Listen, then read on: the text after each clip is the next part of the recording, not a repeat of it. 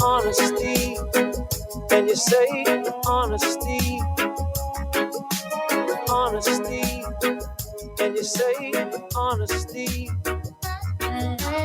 honesty, and you say honesty, honesty, and you say honesty.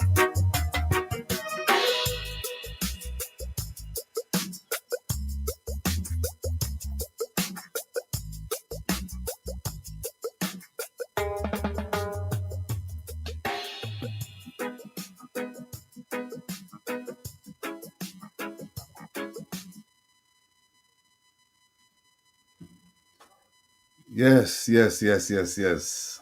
Ladies and gentlemen, family, good afternoon and welcome to Reason with Rattigan with your host and family member, Will the Rebel Rattigan, on Reggae Global Radio, Facebook, and also YouTube.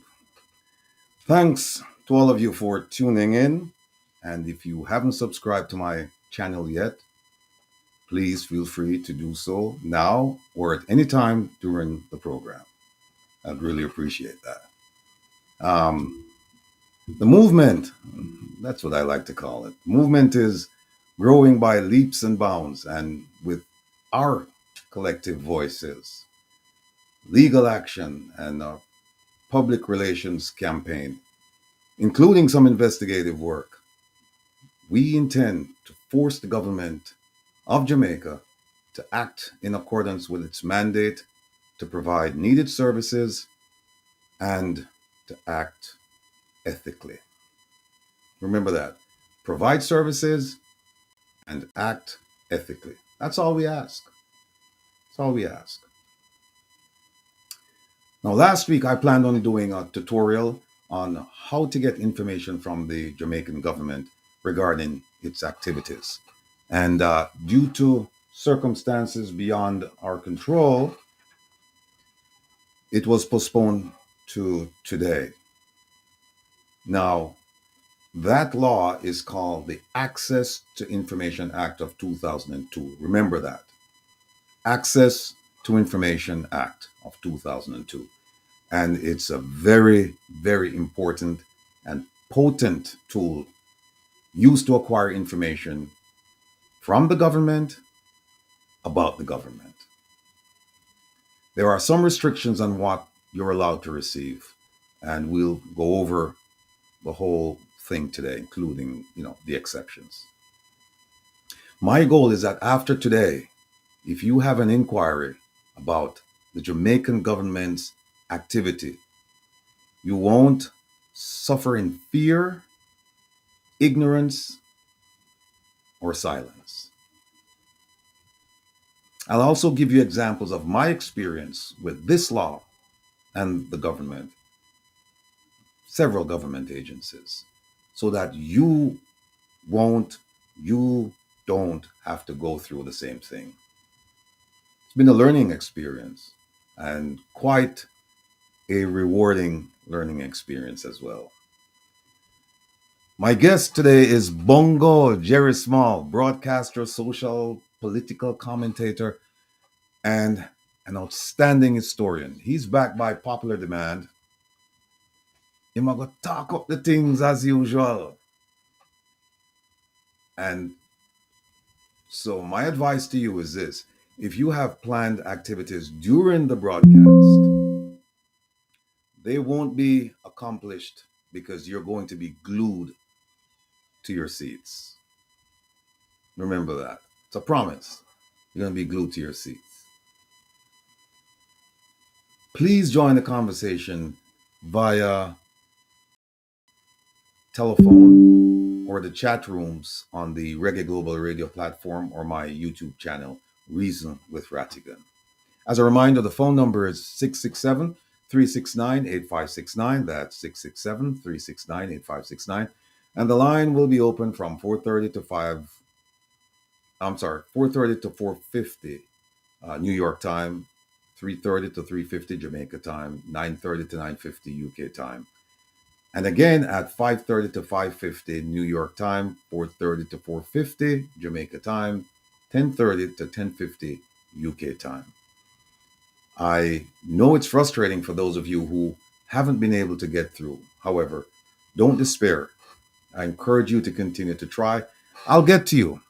I also apologize to those of you who I told to contact me after the program last week.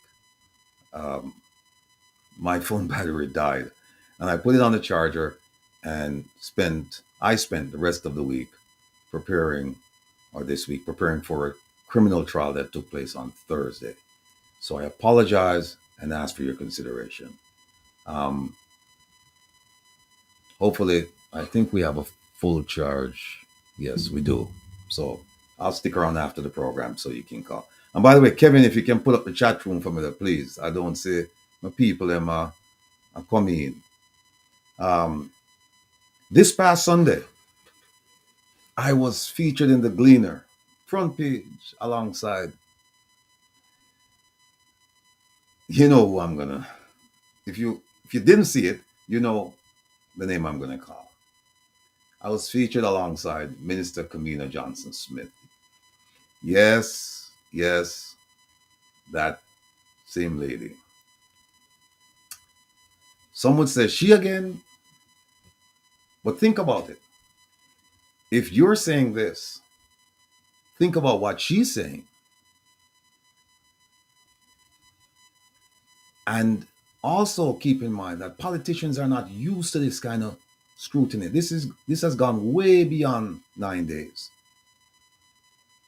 Way beyond, and this is the kind of pressure we need to bring on them. We need to hammer it. We need to reinforce it. So as trying to find the word,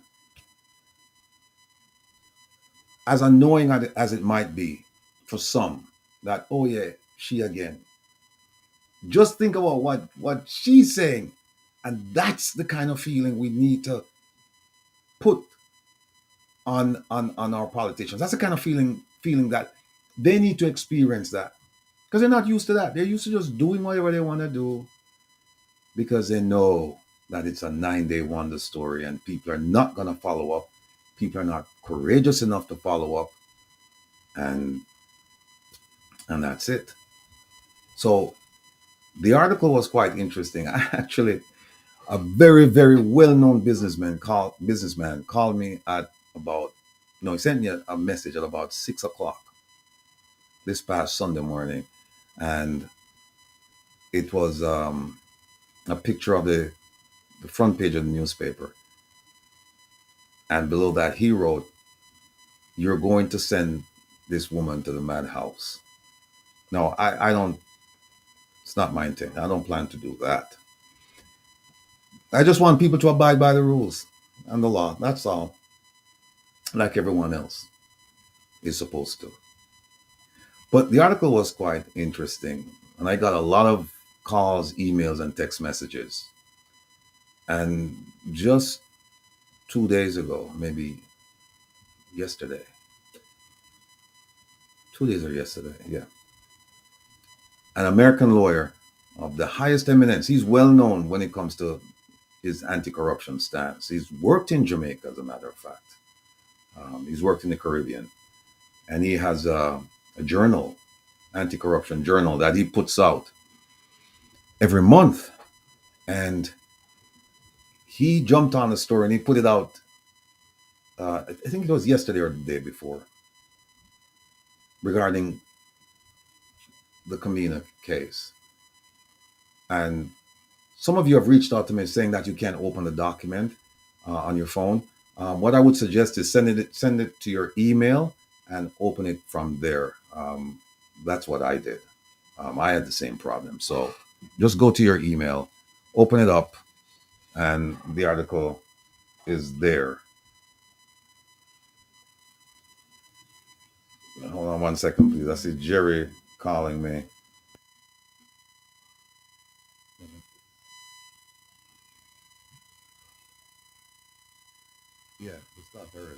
But whenever you want, whenever you're ready to come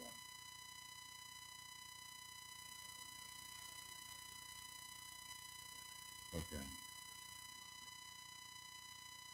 All right. Just keep trying. I don't know what else to tell you. I might have Kevin call.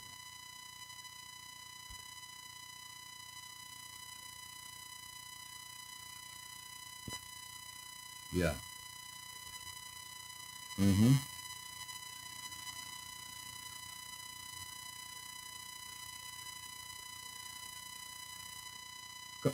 Call him again. Call him again. Let me drop back on him. No, no, no. The Jamaican number. All right, cool.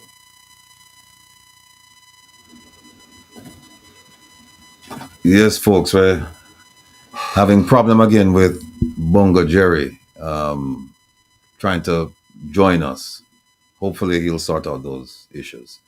Um, yeah, the article that the gentleman, the attorney sent out, it had one mistake, and many thanks to those of you who brought it to my attention. And I contacted the author last night, and he will make the correction before putting it out in his monthly journal. What he sent out was just to the internet, but he has a journal, and very impressive journal. I've seen it. So he's going to put the article in there, and then it's going to be sent worldwide, including, well, worldwide. Everybody will see it.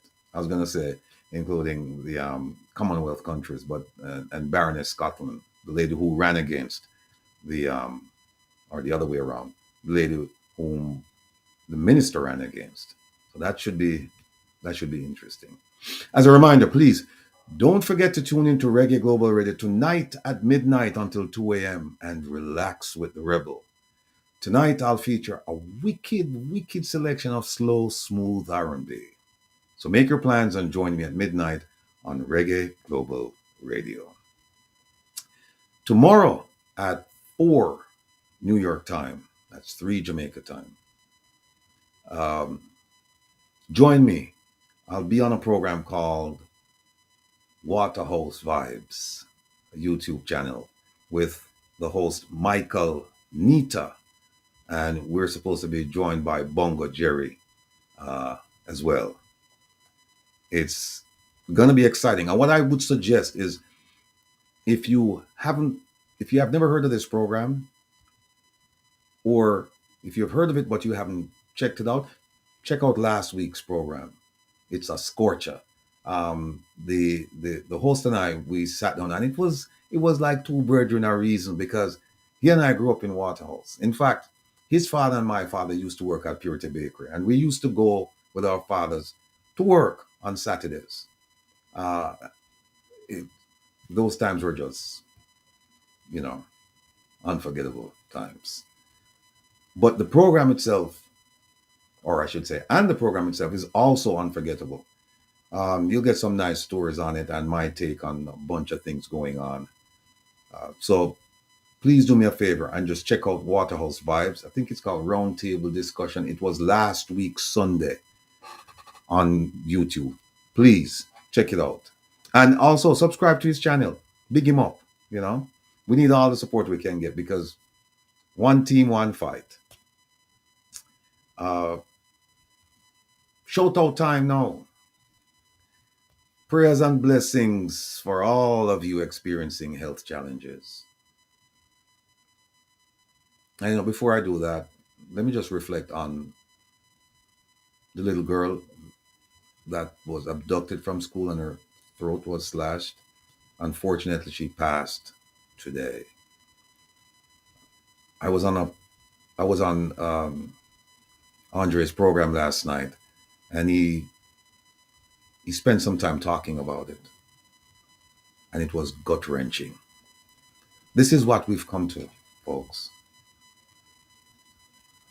I don't believe this is who we are, but this is what we've come to. And we need to take severe and immediate action to address some of these issues. And when I say address them, don't address them after. Be proactive. We talk about children being our future. Well, let's act in that manner. Let it not be a slogan. And I'll just leave it at that. I mean, it hurt me to the core.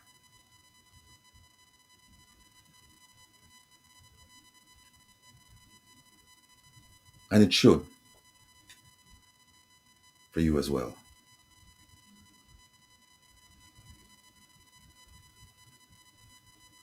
Prayers go out to the mother and the family of that young child.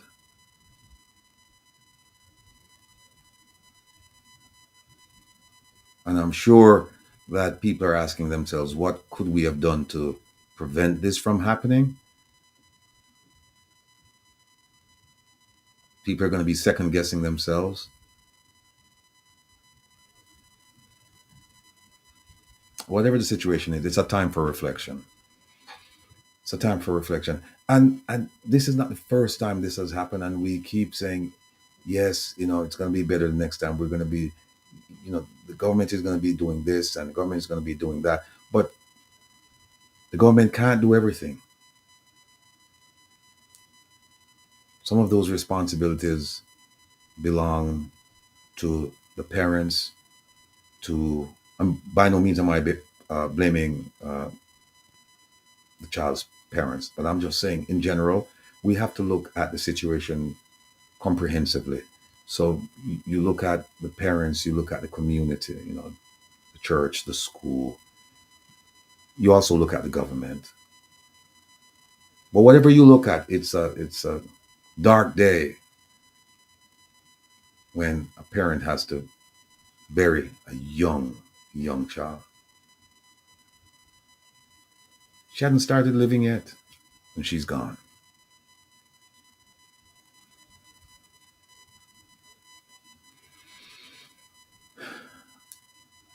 Prayers and blessings for all of you experiencing health challenges. Mama Eileen, Papa Trevor, Ma P and the family, Ma Jean, Bunny, Sasidiva, Bob. Michelle, if you're listening to me, give Bob my regards, please. I'll touch base with him either tonight or tomorrow. And of course, Mrs. Nelson, Herb Nelson's wife, who's on the mend, but still not there yet. So prayers and blessings to all of them. Big shout out to all of you, my audience, my family. And when I say family, I'm talking about blood relations and choice. Because you can have family that you choose. In fact, I'm sure some of you will agree with me. Some of the people that you've chosen as your family members, they're closer to you than your blood relatives. So again, family, blood, relations, choice. Big up to the Reggae Global family, the Meadowbrook crew, the Firehouse crew, the Rollington crew, as usual, Donovan and the Admiral and the rest of the crew. Big up on yourself. And the crew of hard-working public servants, the backbone of our island. And of course, we cannot forget the helpers. Call them maids, the laborers. Those who are trying to make ends meet with the paltry sum that the government calls minimum wage. But God not sleep. Mother used to tell me that all the time. Bless up Mama Dale. God not sleep. I don't know if bro God I get much sleep them days either. God not sleep because him not sleep.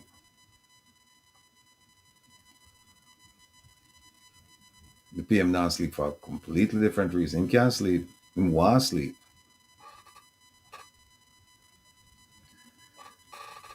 God not sleep. Happy birthday to Blue from Caribbean Sea. Big up yourself, my brethren. Big up, big up, big up. By the way, people, Caribbean Sea sell the used to sell the best seafood outside of Jamaica, bar none. At least the places I've tried, and I've traveled lots and lots of places overseas and have Jamaican food. And Caribbean Sea was the best place that I have a snapper, fry, bake, you name it. Escovitch. And unfortunately, they had a fire and they're trying to put things together to come back and serve the community. So, Blue, big up yourself, you and your sister. Hopefully, you'll get the show back on the road because we miss you, we love you, we want to eat some more food. Good food. All right. Update. The One Jamaica Legal Defense Foundation. We're still waiting for the IRS to approve the foundation as a tax exempt organization. And it's just a waiting game right now. We have no further control over the process. We've sent the paperwork in, and it's just a matter of time right now. Other news: protests, they're ongoing. And by the way, I saw a protest last night on Wayne Show where they arrested a fish vendor for having, I think, $800,000 on his person. And the whole community, fishing community, turned out. It was an amazing thing to see. And somebody wrote me and said, hey, it would be equally amazing if the public service workers would turn out for the protests, because they're being severely shortchanged. What a word, shortchanged. Shortchanged. Based on the salary they received and the salaries for the politicians. But protests are ongoing. Markets are being burnt down. We don't know if it's by design or if it's coincidence. It would appear, based on what we're hearing, that it's by design, because I think they've been determined to be as a result of arsonists. So if that's the case, then somebody intentionally set those places on fire.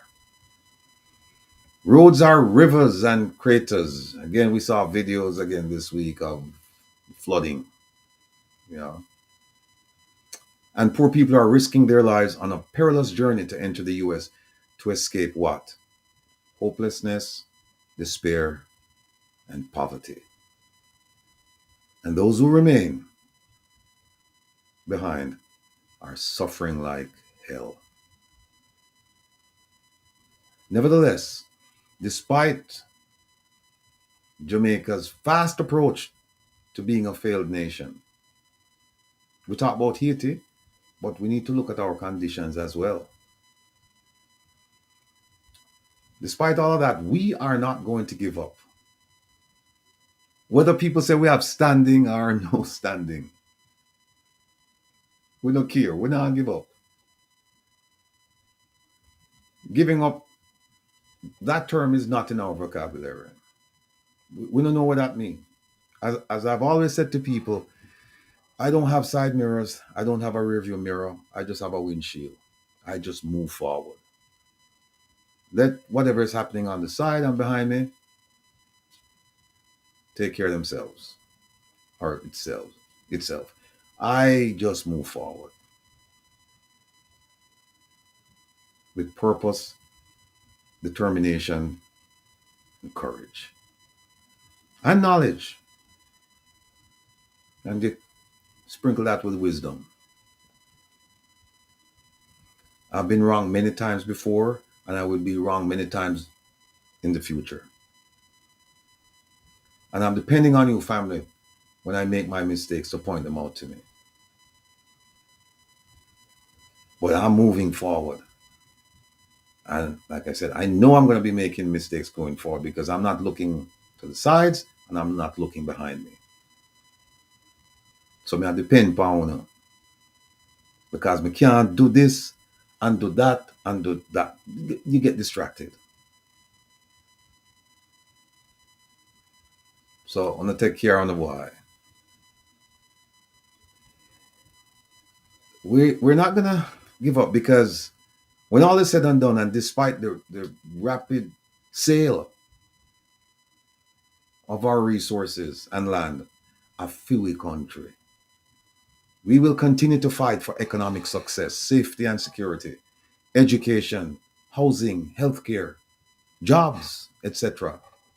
We cannot abandon the cause and let the crooked, and I repeat, crooked, inept, lying, and greedy politicians continue to sell us out to the bidders and line their pockets. We cannot afford for that to happen. And so the struggle continues. Well, family, let's talk about the recent media release by the Integrity Commission.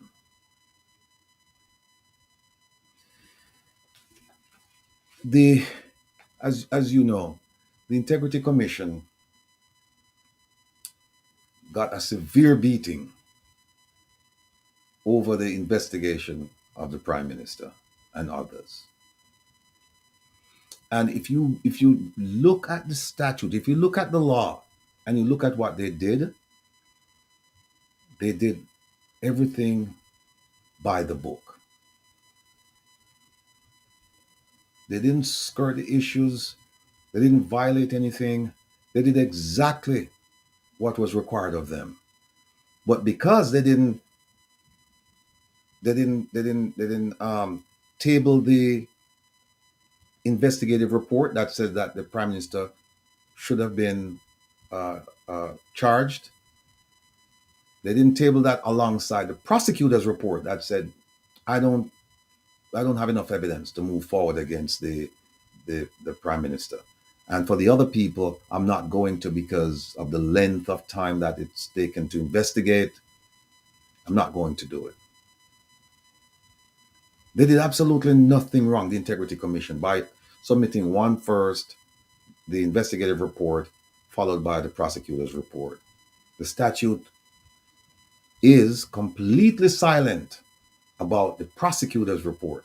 It just says that for the investigative report, that must be tabled before they can even start talking about it because they're under a gag order. Didn't say anything about the prosecutor's report. But they came under severe scrutiny and pressure and criticism. And we were wondering whether this was the end of the Integrity Commission as we know it. In fact, there have been some in Parliament asking for reduced power of the Integrity Commission. And they've come up with all kinds of so-called solutions to the problem. So when all that happened, we thought that, okay, these guys they're out of business. They're going to be gun shy. They're not going to investigate anyone. They're just going to sit there and just collect a paycheck. And that's the end of that because they're afraid of the government. Well, they didn't keep still.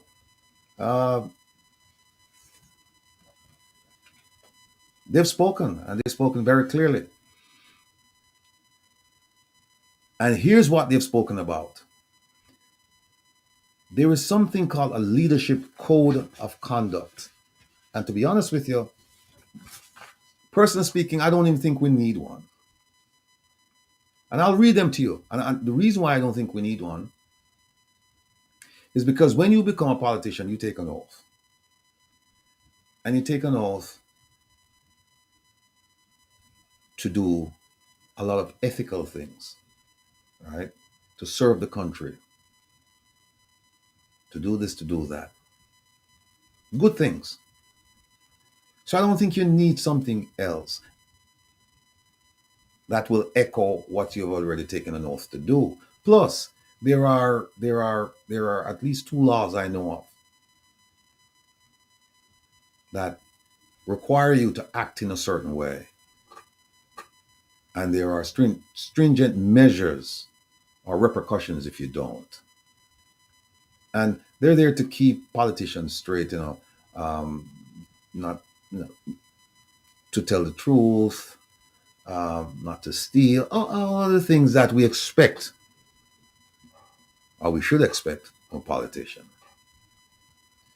So anyway, under the Integrity Commission's mandate, they have to put out they put out something called this Leadership Code of Conduct, and I'll read it to you. It's 7 principles. One of them is selflessness, and it says holders of public office should act solely, only in terms of the public interest, not their own interest. That's one, selflessness. 2 is integrity. We all know what that means. It means that if you're the holder of public office, if you're a politician, you should not place yourself under any financial or other obligation to individuals or organizations that might seek to encourage improper behavior. No bribes, meaning that you're not beholden to anyone. Them do you a favor, so you have to do them a favor. The third one is objectivity.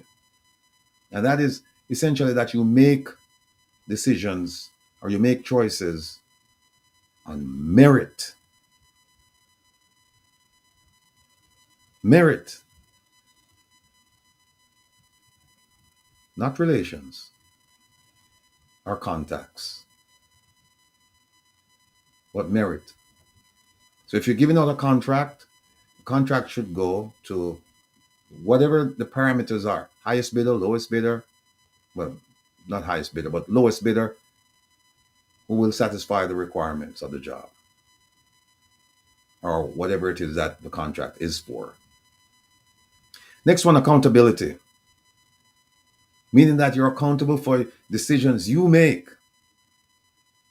and you must submit yourself to whatever scrutiny is appropriate to that office. That's woefully lacking in Jamaica. Well, all of them. But accountability is number 4. Number 5, openness. You should give reasons for your decisions. Number 6, honesty.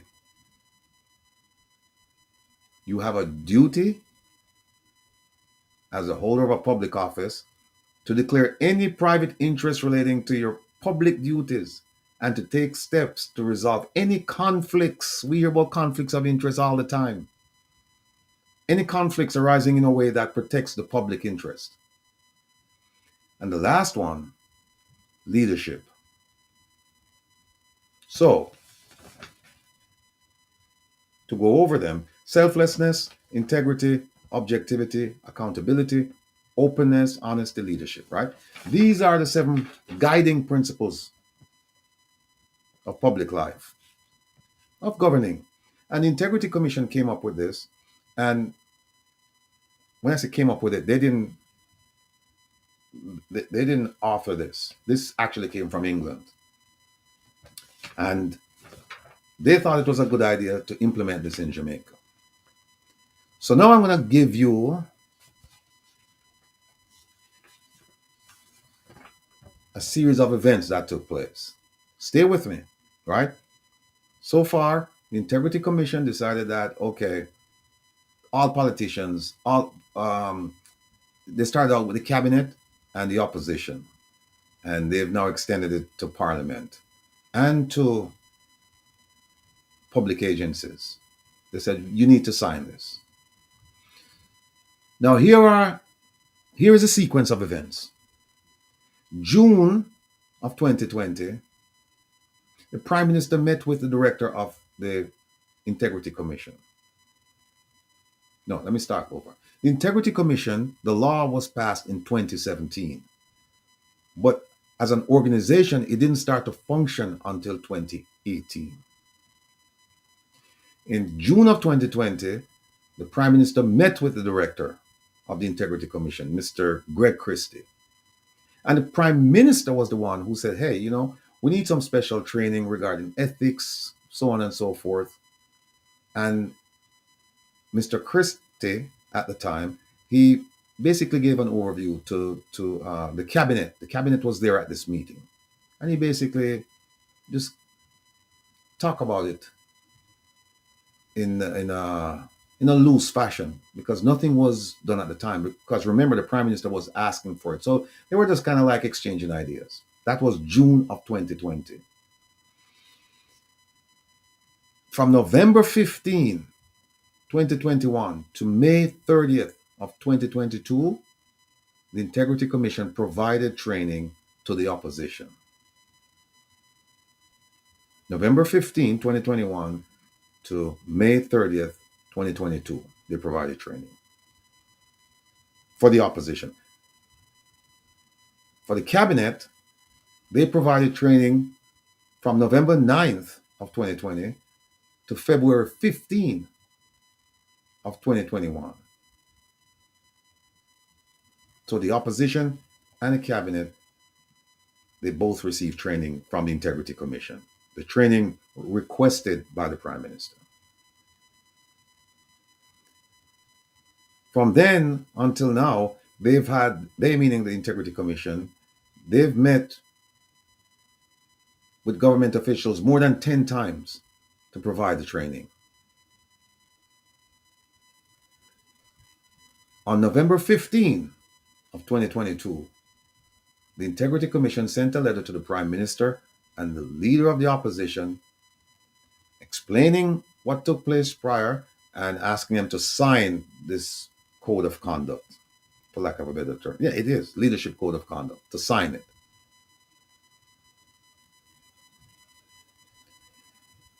January 9th of this year, the opposition leader signed.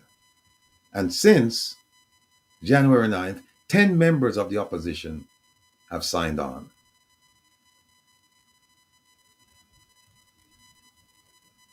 Now, hear me? The training for the opposition ended May of 2022. And the leader of the opposition signed it, this code of conduct, November of 2022. I don't know why it took that long. Because in my opinion, it shouldn't have. It's very simple. This thing, you finish with the training, okay, give me the paper. Where do I sign? You sign it. And I don't know if the leader of the opposition was ill, was traveling, didn't get the document in a timely fashion. I don't know. But it just seemed like a long time from May to November to sign this document. But in any event, he signed it. And 10 members of the opposition signed it since then. Guess how many people from the government side signed? Including the Prime Minister. 0.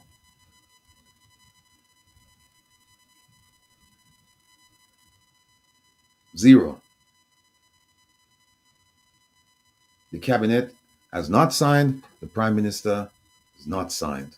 And remember, the Prime Minister was the one who asked for this training back in June of 2020.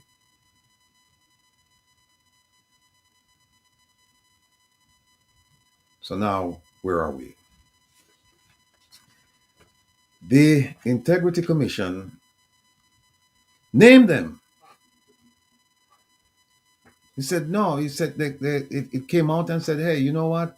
This code of conduct hasn't been signed by anyone on the government side. 11 people on the opposition side have signed. You think that they would rush to sign this thing, like if it was like a mistake, like they just overlooked it, they had forgotten? But no. They launched an attack on the Integrity Commission. And here is part of the attack. And I see Herb has joined us. Let me bring him on. Yes, sir. Greetings to you and to your listeners.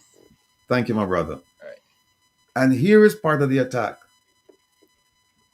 the Minister of Legal and Constitutional Affairs, the Honorable Marlene Malahoo Fort, she made a statement saying that, and I quote, "We know that the Integrity Commission has been putting out in the media who has signed the code that they have put out and who hasn't signed. Nothing's wrong with that. And instead of requesting a formal meeting with either the cabinet or the parliamentary body, they have gone all over the place with a shaming approach." She continues, "I believe the approach is to train people and help them to comply. If you set a code with a standard that reflects what you should be measured by, then all steps should be taken individually and collectively for compliance." Where this woman, which planet this woman live on? I mean, the Integrity Commission provided the training already. All they have to do now is sign. And she's saying the Integrity Commission should have requested a formal meeting.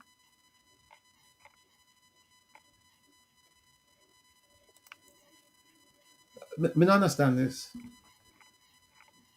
They want a formal meeting. So, the Integrity Commission did a media release on June 6th to the 10th, 4 days ago. And, oh, by the way, the Minister Nestor Morgan, he's another one. He came out and he started talking a whole bunch of nonsense. He started saying that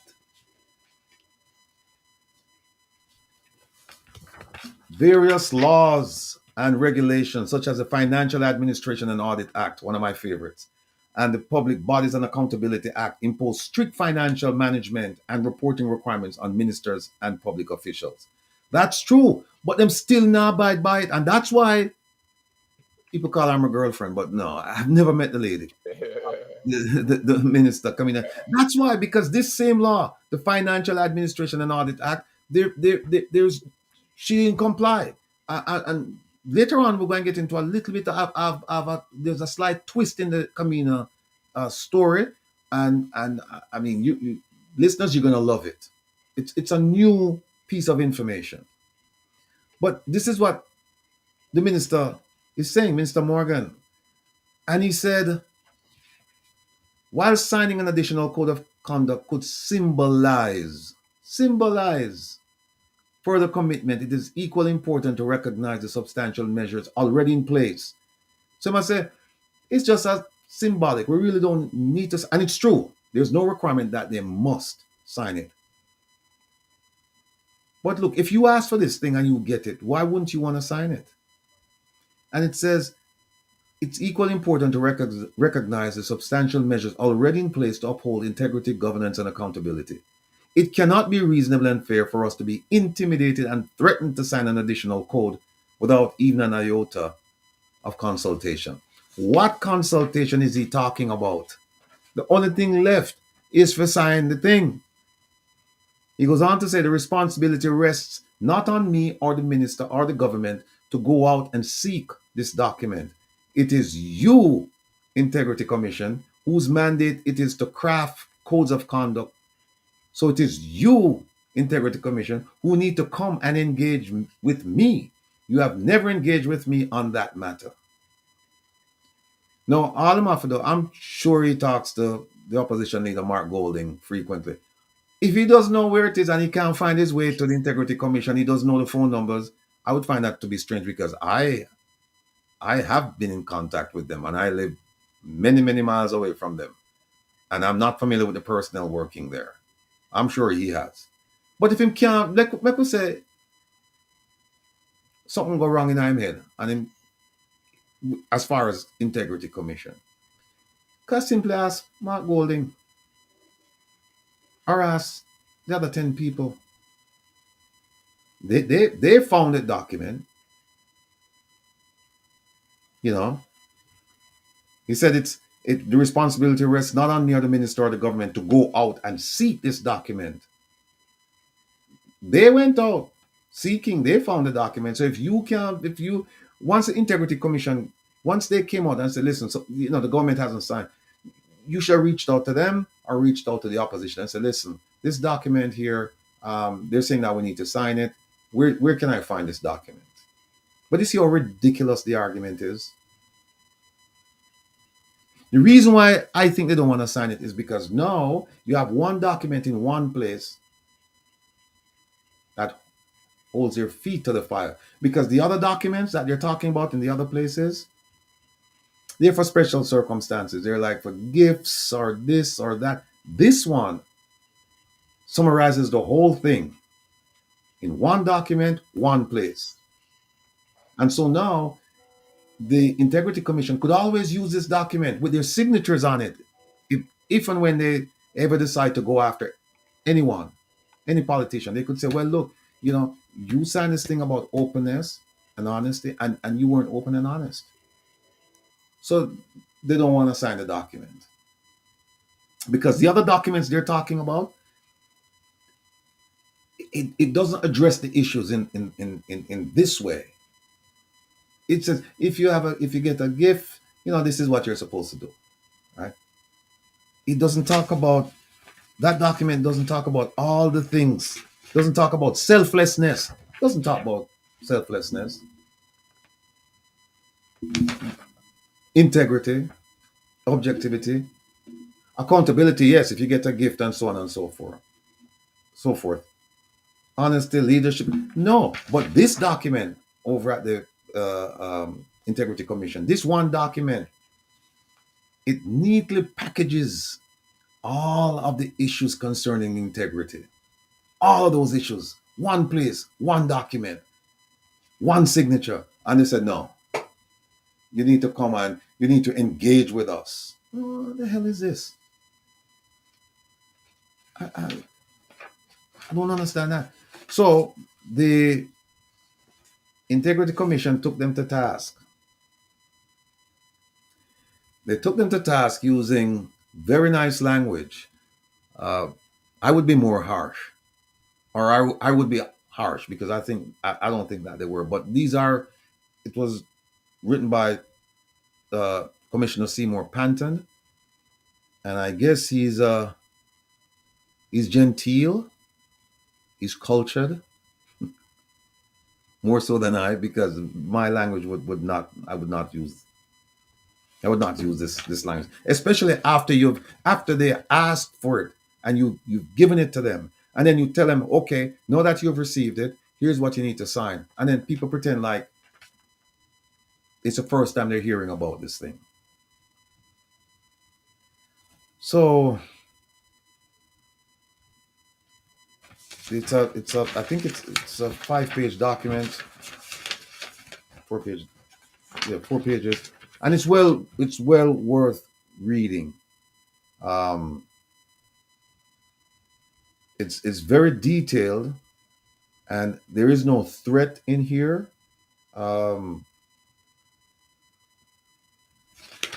what I can see, there is no. In fact, what they said at the very end is that the commission will not be frightened or intimidated to act in any way that is contrary to the public interest, nor will it subject itself to the undue influence or desires of any person, official, or authority while discharging its lawful functions under the law. And kudos to the Integrity Commission, particularly Mr. Seymour Panton, for setting the record straight and calling out the government. But there's one thing I have a bone to pick with the Integrity Commission, and that bone is this. Since the Integrity Commission has gotten its teeth back, because the other day they were toothless, but they have some spunk now. Well, because I'm of the spunk, I'm going to recommend, and I know people are watching. If they're not watching, people who are close to them are watching. They can tell them that I asked them to do this. Section 34 of the Integrity Commission Act of 2017. Section 34, subsection 4. And I'll tell you why I mentioned that. I just mentioned that the Integrity Commission conducted an investigation of the Prime Minister and some other people within I think the Ministry of Education. And what happened was that the prosecutor decided that she wasn't going to prosecute because she said she didn't see enough evidence concerning to bring charges against the prime minister, and also that based on abuse of process, i.e., time, she wouldn't bring uh, legal action against anybody else that's connected to the alleged corruption. Now, under Section 34, it's not time for phone calls yet. Somebody's calling me from Jamaica. If you're listening, we can't take this call yet because it's not time for a phone. It's not time for phone call yet. Not phone call time yet. Hold on. So, under Section 34, subsection 4, it says, without prejudice to the provisions of subsection 1A, and 1A refers to the DPP and the DPP's role as prescribed in the Constitution, saying that the DPP is the ultimate prosecutor in Jamaica, right? All the other prosecutors come underneath the DPP. So it says, without prejudice to the provisions of subsection 1A, the Director of Corruption Prosecution may, acting on his own volition or upon the request of the Commission, request an opinion from the DPP as to whether or not to initiate criminal proceedings in respect of any matter that has been referred to him under this act or any other enactment or on a point of law. What it says, ladies and gentlemen, family members, boys and girls, what it said is that the DPP, the corruptions prosecutor over at the Integrity Commission, that investigation of the Prime Minister, the corruptions prosecutor could have said, you know what, this is too significant a case. I'm not going to make a judgment call on this. I'm going to take it over to the DPP. DPP is the ultimate prosecutor, is the highest prosecutor in the land, and I'm subject to her jurisdiction and will. So I'm going to take it to her and let her decide what will be the stance as far as prosecuting the Prime Minister and others is concerned. If she didn't want to do it, the Commission itself could have done that. Under Section 34, subsection 4, the Commission, and I hope Commissioner Panton is listening to me. You can, sir, under Section 34, subsection 4, on your own volition, right? On your own volition, you can bring this case, the case against the Prime Minister and others, to the DPP and let the DPP make a decision. Now, people have said to me, no, it's not going to go anywhere and it's a waste of time. Look, we used to play football and cricket. And let me tell you a simple truth that anybody who knows anything about football will agree with me on. If you don't take a shot at goal, you stand a 100% chance of not scoring. If you don't take a shot at goal, head, knee, foot, whatever, if you don't take a shot at goal, you will never score. You might score against your own goalie.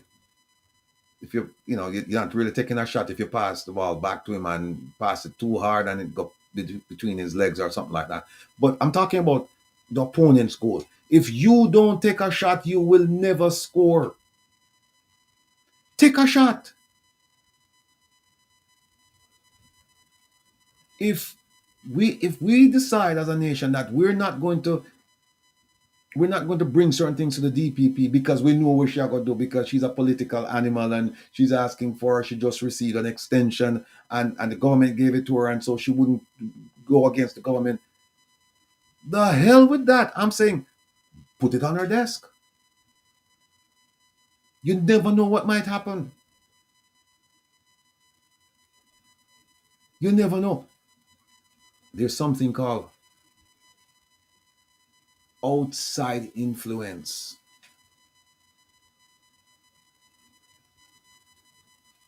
And if that document is not on the desk, outside influence will never come into play. So if you think that the DPP won't do her job and you refrain from bringing that action and nothing happens, then you can't fault anyone. You can't blame anyone. You have to bring the action, people. Don't doubt yourself. Don't discount yourself or your efforts. Do it. I've done many things that people tell me cannot be done, won't be done, people not pay attention, whatever. I mean, the one thing I'm sure of is if I don't do anything, you're right. Nothing will be done. But I'm going to try. And in some instances, I failed miserably because what they told me would happen did happen. And in other instances, I succeeded. Sometimes beyond my wildest imagination. I have been surprised by decisions made by people. People I expect to rule one way, they rule for somebody, they rule in my favor. So we have to stop this nonsense that, nothing's going to happen. And so therefore, I saw the things I saw the things set up. I saw the things steer. Well, it might stay so for you, but it not stay so for me. And that's one of the reasons why I am glad that I have such a beautiful audience. Because I want to let you know that you can do this thing. It's easy. You just have to say, I am going to do it, and just do it.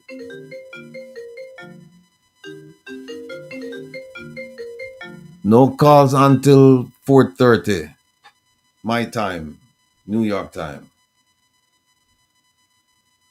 Can't stop the flow, and Herb is here too. So we just have to just make things flow, and then at 4:30 you can call back, and then we'll answer any question. Any question you have, we'll answer it. But again, people, I am harping on this point because it's significant. Because there is so much apathy. There's so much, as my father said, don't care. We don't care. No. We give up. Because it don't make no sense. Pointless. Nothing not gonna happen. You have to make things happen. You're right. Nothing not gonna happen if you sit down. It not gonna come in your lap. You have to get up and go and make things happen.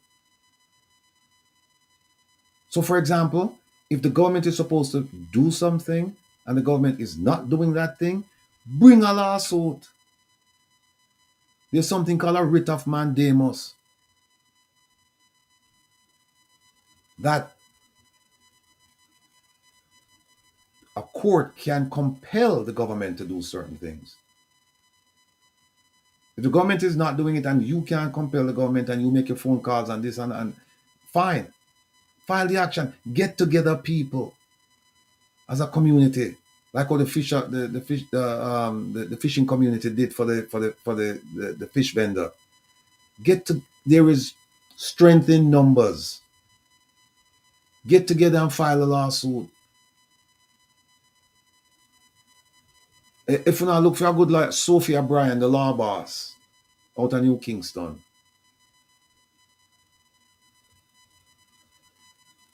She's courageous, she's brave, and she's affordable. I mean, for legal services, she's affordable. Or just tell her, say, Rattigan send you, as a community. I want to call me, and me will make the arrangements. If you don't want to talk to her, call me, and me make the arrangements. Oh, need to say something here. A lot of you have been sending me information concerning corruption in Jamaica. Very good information. The problem is that I try my best, but I'm only one person. I try my best to look at it and try and figure out how to address the issue. And so if I haven't called you back, don't be offended. I've looked at it. But what I'm trying to do is to get the foundation off the ground, because once the foundation is off the ground, all of these things that you folks are sending me, we're going to examine all of these things. And if they're legitimate, we are going to pursue them, because we will have the wherewithal, we will have the resources to do so. But right now, I'm just one person trying to do a whole bunch of things. Don't stop sending me the stuff, because I'm stockpiling them. I'm looking at them. Believe me, I am. But to take them on full bore right now, it's tough. I've started on some of them. But just bear with me. All right? And as soon as we get this foundation off the ground, then things will be different. We're going to be moving and grooving. And I guarantee that. But getting back to this thing about 34, section 34, subsection 4. Yeah, man, we need to make Commissioner Pantan get out time chair and start make some moves now, and go over to the as a commission, them go over to the DPP and say, listen, we take objection to what the corruptions prosecutor did. And so we're bringing this to your attention for you to render an opinion on not only the abuse of process against others, but also her decision against the Prime Minister. Get her on the record. Get her on the record. So, and because right now I see where the Integrity Commission is, I mean, proud owner for the stance that you've taken now, and continue to do good work. And by the way, I still have my investigation for work on. So, not just to be clear to the audience, not an investigation of me, an investigation that I filed against someone, and the Integrity Commission, them know what they need to do. So, I'm just waiting to see that investigation being tabled in Parliament, and I'm hoping that the corruptions prosecutor will have no objection going forward and prosecuting this case. Another interesting thing about this is that back in 2017, the Prime Minister gave lots of speeches in 2016, 2017 about the Integrity Commission when it was being formed. And one of the things he said was that, we want to give them the power to prosecute, right? Because he said that, look, people complain that a lot of the agencies that we have, they cannot prosecute. And as a result, they're basically useless. They're just there, but they cannot prosecute. And what's the point of doing that? It says here, one of the most important advancements is that the new Integrity Commission will have, and they put it in bold, the power to prosecute.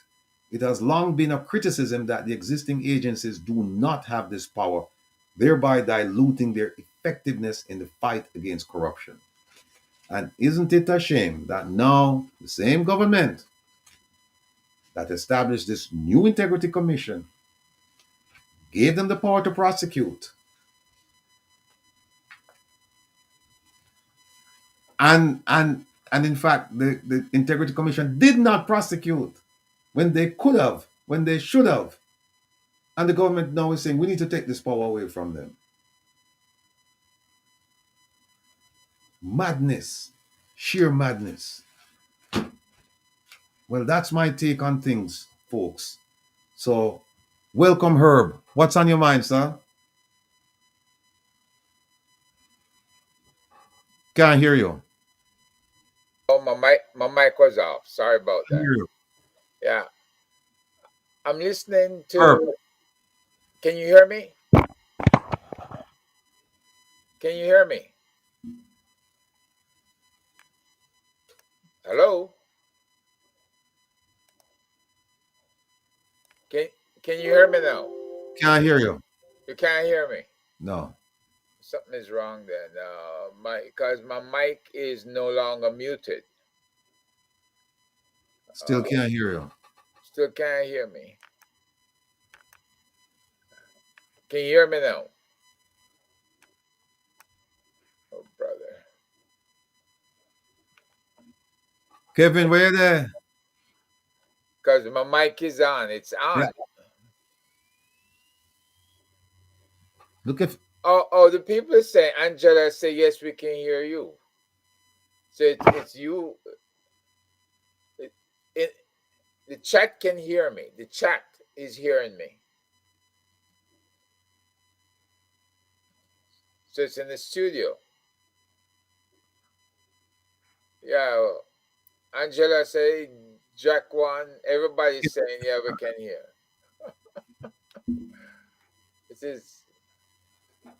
It's the studio. The studio. I can't hear you, brother. No, Can you hear me now? Can you hear me now? Test, test, test, test, test.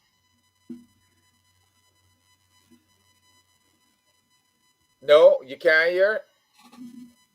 Hello? Hello? Hello? Hello? Yeah, I can't. Now I hear you. Now I hear a thing.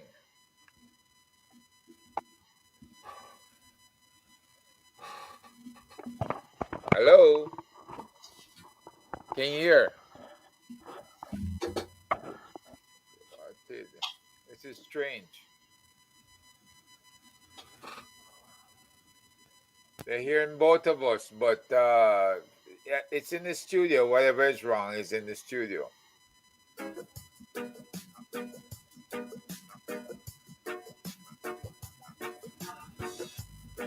I know you guys out there hearing me. Just give them a chance to try and correct whatever is wrong in the studio.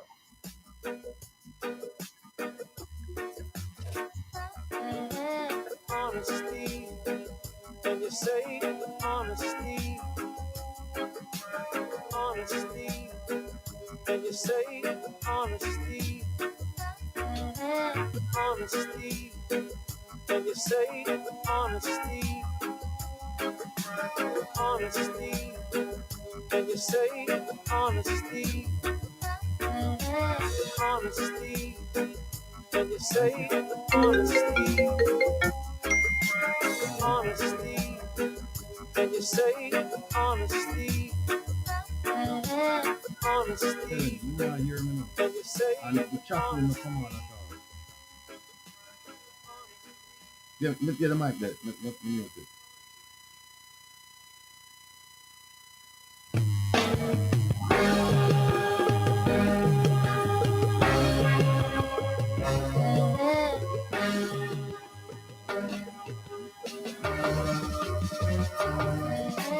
Honesty, and you say honesty, honesty, and you say honesty, honesty, and you say honesty, honesty, and you say honesty.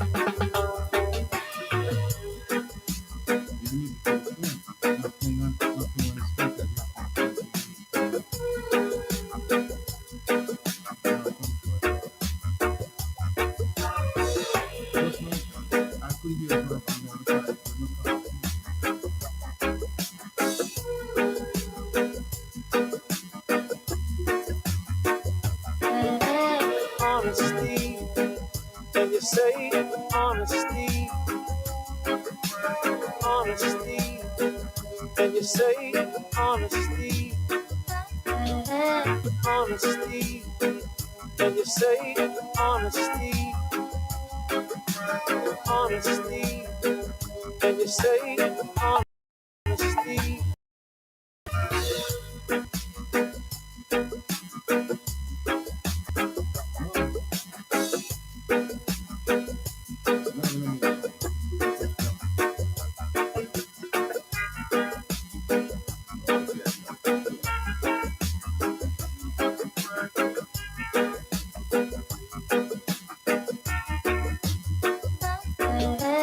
Honesty, can you say honesty? Honesty, can you say honesty? Honesty, can you say honesty? Honesty, can you say honesty?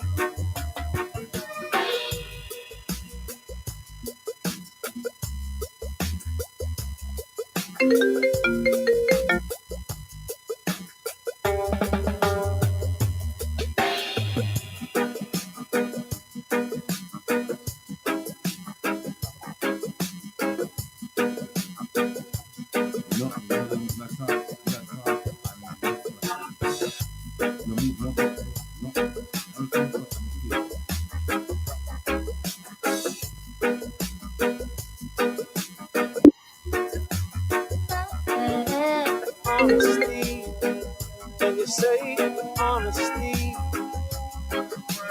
Honesty, can you say honesty? Honesty, can you say honesty? Honesty, can you say honesty?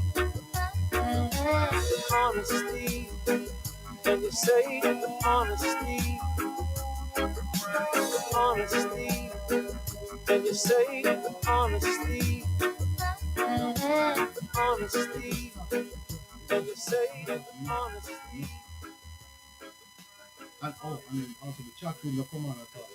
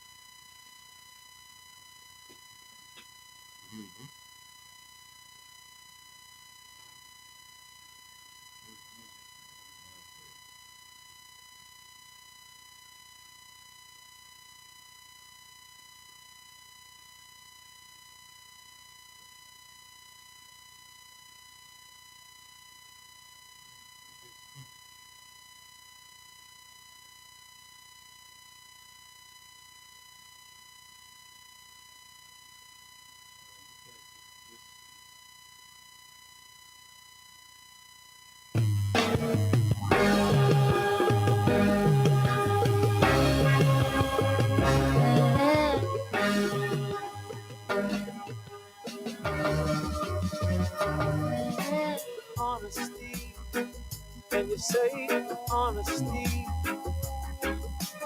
Honesty, can you say honesty? Honesty, can you say honesty? Honesty, can you say honesty?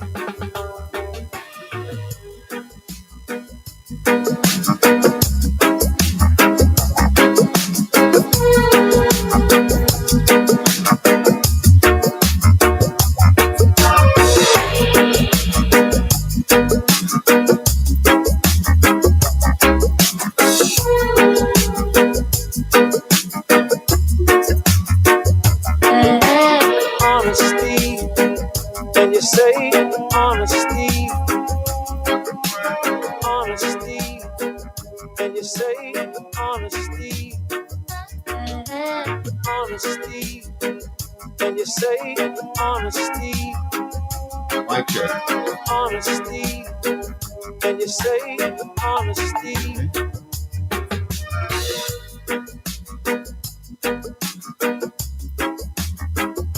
Tell the purpose. Talk. Let me see if you can hear.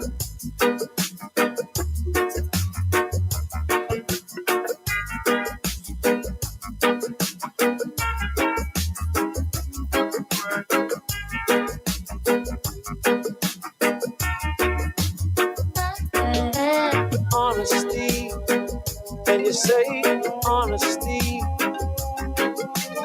honesty, and you say honesty, honesty, and you say honesty, honesty, and you say honesty.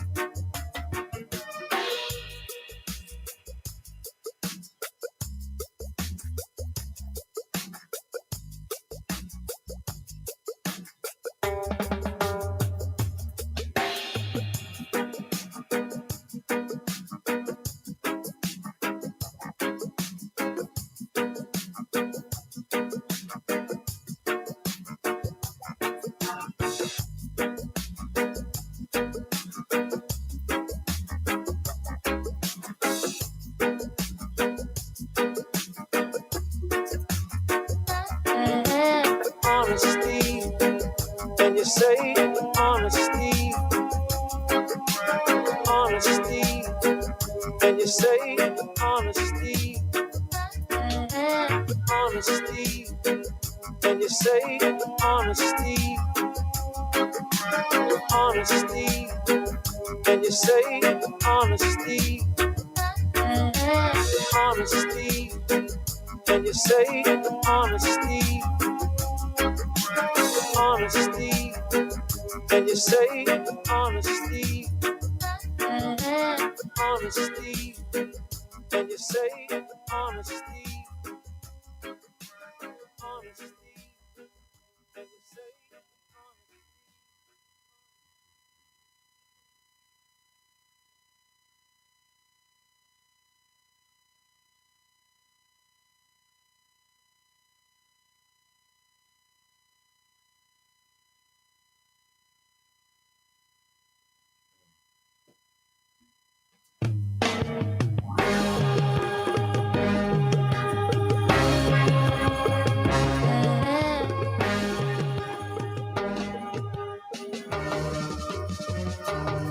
honesty, and you say honesty, honesty, and you say honesty, honesty, and you say honesty, honesty, and you say honesty.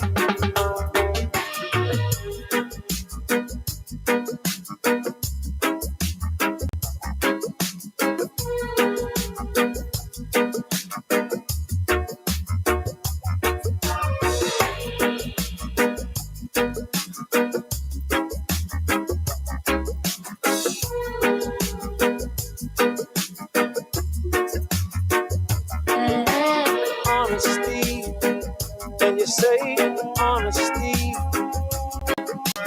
honesty, and you say honesty, honesty, and you say honesty, honesty, and you say honesty.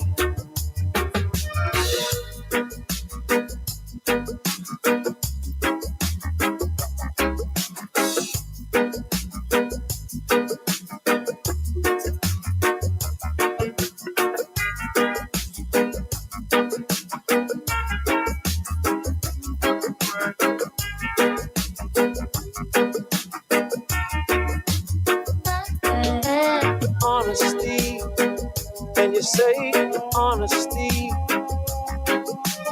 honesty, honesty, and you say honesty, honesty, and you say honesty, honesty, and you say honesty.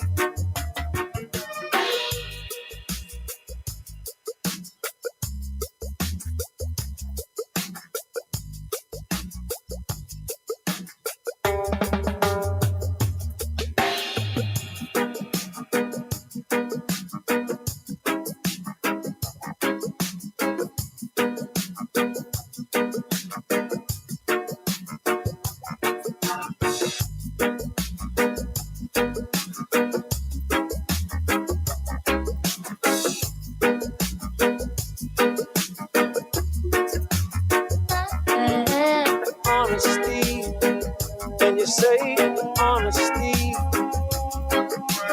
honesty, and you say honesty, honesty, and you say honesty, honesty, say honesty, honesty, and you say honesty, honesty, and you say honesty, honesty, and you say honesty, honesty, and you say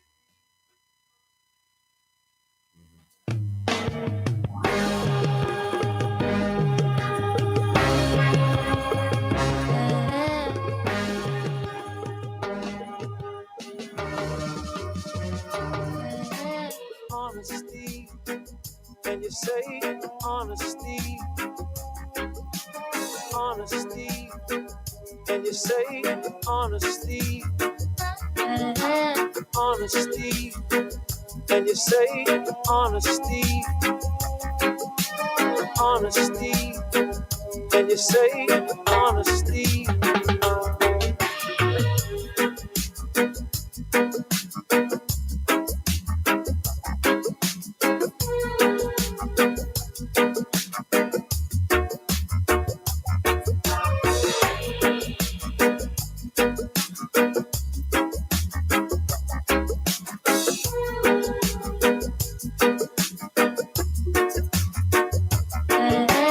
Honesty, and you say honesty,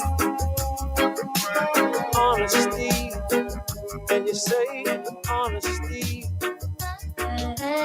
honesty, and you say honesty, honesty, and you say honesty.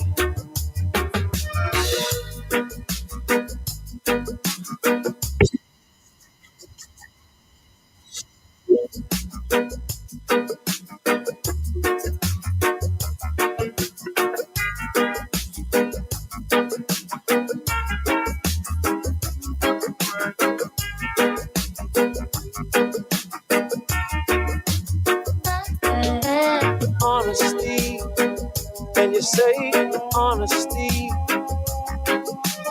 honesty, and you say honesty, honesty, and you say honesty, honesty, and you say honesty.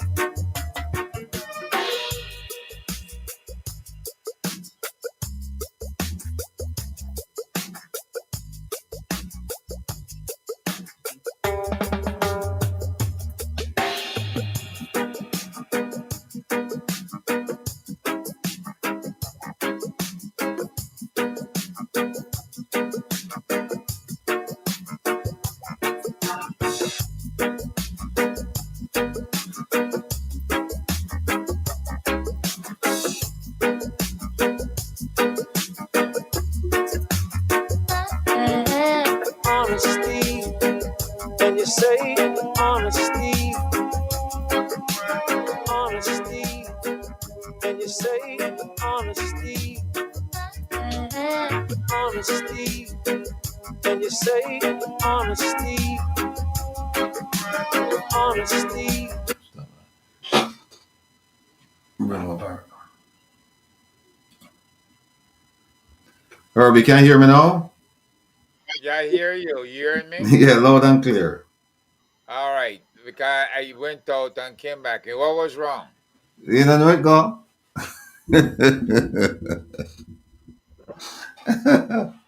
You know it go. Yeah, man. Anyway, are we back on now, right? Yeah, we're back on. All right. Yeah.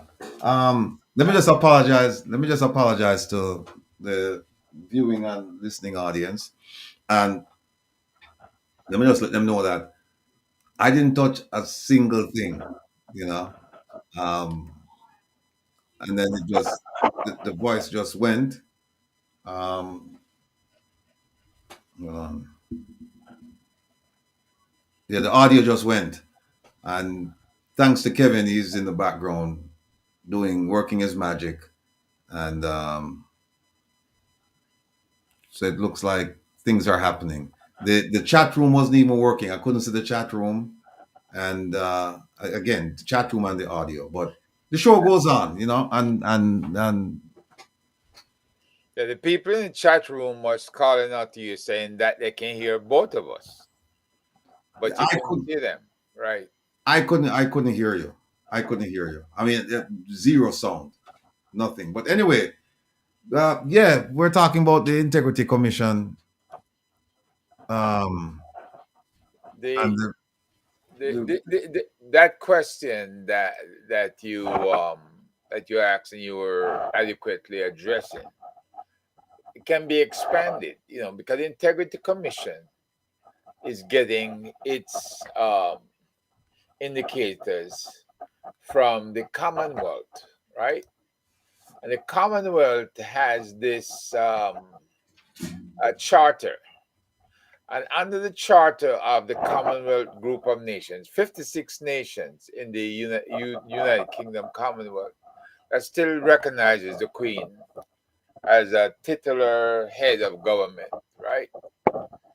Um, and even if we change our charter, they still want to stay in the Commonwealth. So, number 7 under those rules yeah, is the rule of law. That says we believe in the rule of law as an essential protection for the people of the Commonwealth and as an assurance of limited and accountable government. In particular, we support an independent, impartial, honest, and competent judiciary and recognize that an independent, effective, and competent legal system is integral to upholding the rule of law, engendering, public confidence and dispensing justice. That's under rule of law. Number 8, good right. governance.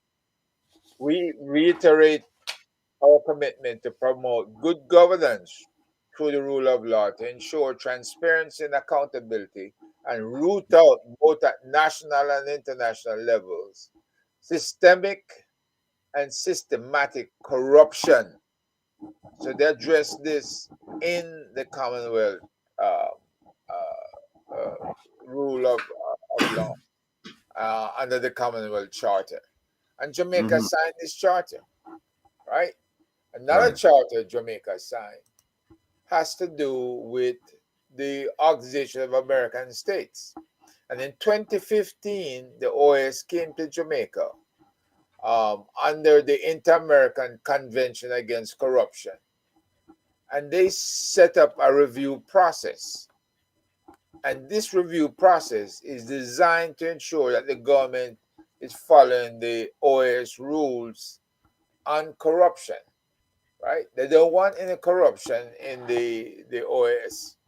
All right, 34 OAS member states undertook to work together to fight corruption and to take specific decisions that end adopting that end corruption, right? They adopted comprehensive approach, and they get a report card that is from the review committee. Well, that was 2015. I'm not sure if there's been any other visits to do reviews, but the OAS Charter also holds their feet to the fire. And from these two bodies, the Integrity Commission has made up these principles, these code of conduct principles that they need to sign. Right? Now I know Peter Bunting hadn't signed his. I'm not sure if he has signed it since. But on the Labour Party side, none of them had signed it. They all wanted to ignore it. So it just tells me that they pay lip service to whatever the OAS and the Commonwealth is saying, and then they turn around and ignore it. In other words, they'll tell you, yes, we're going to do it, and then their actions doesn't follow through. Now, think about these people. Our Minister of Foreign Affairs wanted to lead the Commonwealth Group of Nations. She wanted to be Secretary General.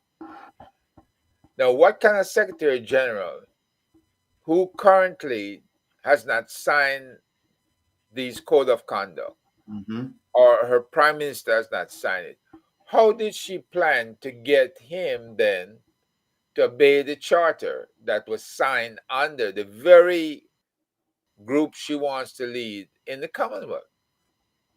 If he doesn't sign it, it means he's not in compliance. He's not supporting. So how was she going to correct that?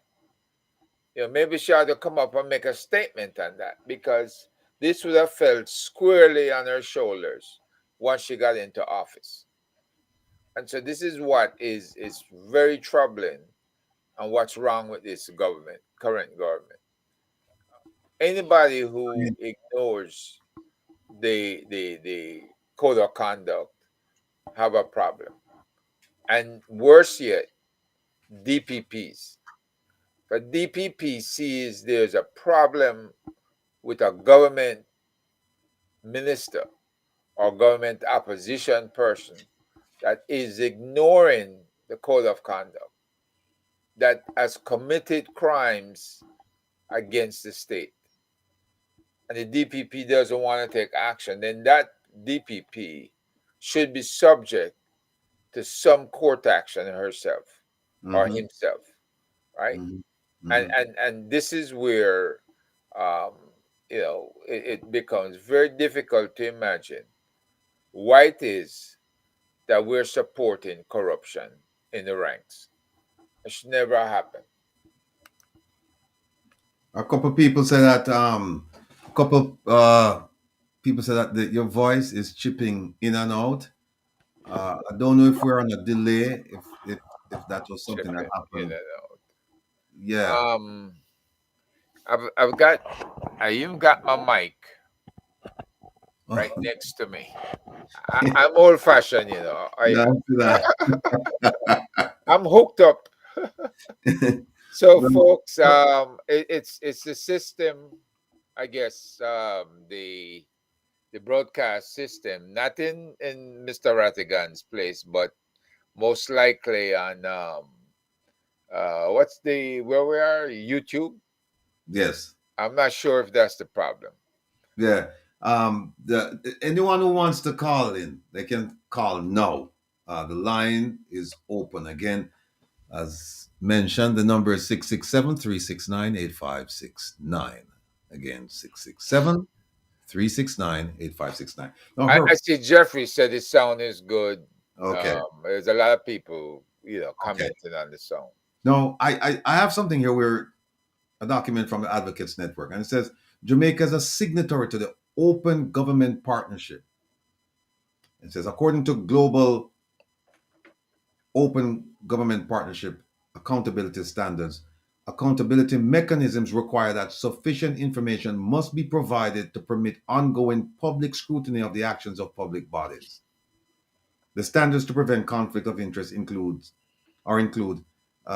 declaration of interest, and so on and so forth. So there are lots of things that Jamaica signed on to, international treaties, international agreements where they said, yes, we're going to operate in the sunshine. We're going to operate in a way where there are no secrets. People can see what we're doing. They can hear what we're doing. They can, and then it's a different story when it comes time for people to actually see what they're doing and observe hear what they're doing, know what they're doing. So I can't for the life of me figure out why they don't want to sign this thing, except to say that now this is very specific. This is not like going to the tax statute or the financial statute or some other statute where everything is not there. It's just you should do this. You should here this one, and it's not even a statute. It's an agreement between the politicians and the government of Jamaica with the Integrity Commission in the middle as the referee. And they're saying that we plan to do the following things, but you shouldn't need this document to do that. So what that tells me is that the Integrity Commission realizes that, hey, you know what? We need to get these guys on paper individually. And they don't want their signature on a piece of paper for something like this because it could come back to harm them. But what are you worried about? If you're a politician and you've taken the oath and you want to serve, you've offered yourself and your service, why should you be worried about signing just this one document? And by the way, there are people on the opposition who haven't signed, and I said people, plural, who haven't signed. I think most of them have.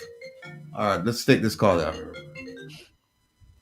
Caller, you're lucky. You're the first call of the day that we're gonna take on Reason with Rattigan.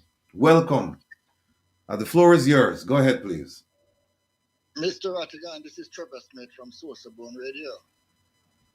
Can you hear him, Herb? Yes, I hear him. All right, go ahead, Mr. Trevor Smith. Yeah, I'm listening to Herb, and Herb make all the sense in the world. But my question is this: how come all these other countries or these organizations that Jamaica has signed off on don't hold Jamaica accountable? I mean, it seems like they are very comfortable in accepting the slackness or the corruption and all the benchmarks, okay, that we identify as not appropriate to good governance. How is it that these organizations, including the United Nations, do not hold these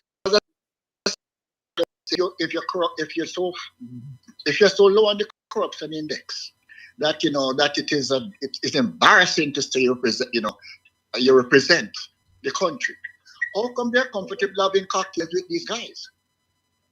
All right, I have an answer. But Herb, you want to go ahead and answer Trevor's question? Trevor, greetings. It's been a while. Now, I don't believe they are comfortable. But you see, politics being what it is, I'll give an example. Here in the United States, we have Donald T. Trump. And if you look at what has happened with Donald T. Trump, 40% of the population endorsed him in the presidency. And that was enough to get him to win the first time around, right? And when you have a person that is a favorite of anti-democratic people, and you see that anti-democratic activities continuing in the U.S. Congress, and you wonder how it is that we entertaining the idea of voting for him after he's violated the Constitution, right? To me, it's like a whole 40% of the country gone mad. Go back to Jamaica, where 30% of the people voted, and the majority voted for the JLP. And nobody in that majority, since that vote, has held the government of Jamaica accountable for anything that they're doing.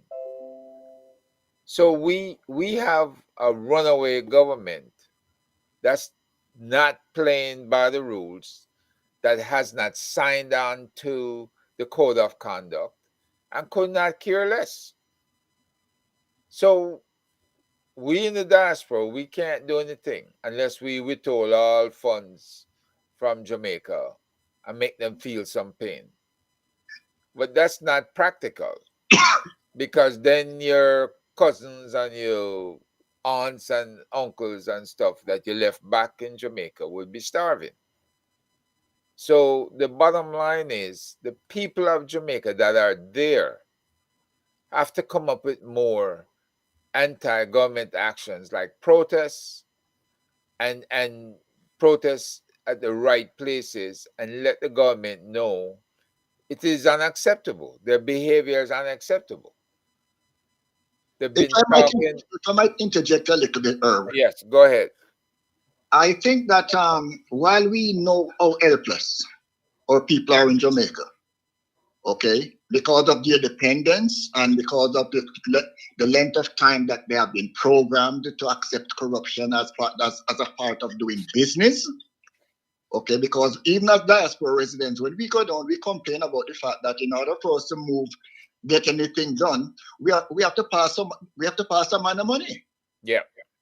Okay. Now the diaspora, on the other hand, seems to endorse corruption in Jamaica, you know, because every time a political representative come up from Jamaica, and we know that they are corrupt, they represent a corrupt government, people pack up in the room to take picture with them and shake their hands. That's true.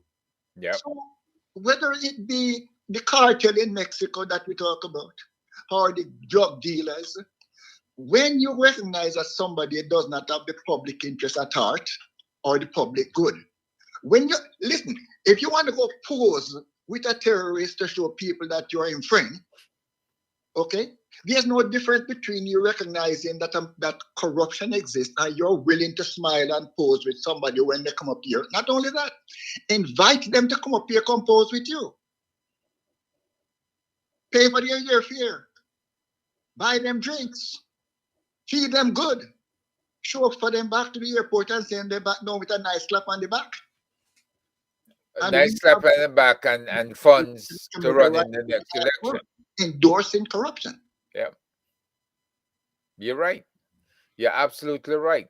So we have got to clean up our own act, and we have got to come out and speak to these endorsements that are happening here. By the way, they have set up vestiges of government extensions here in the United States.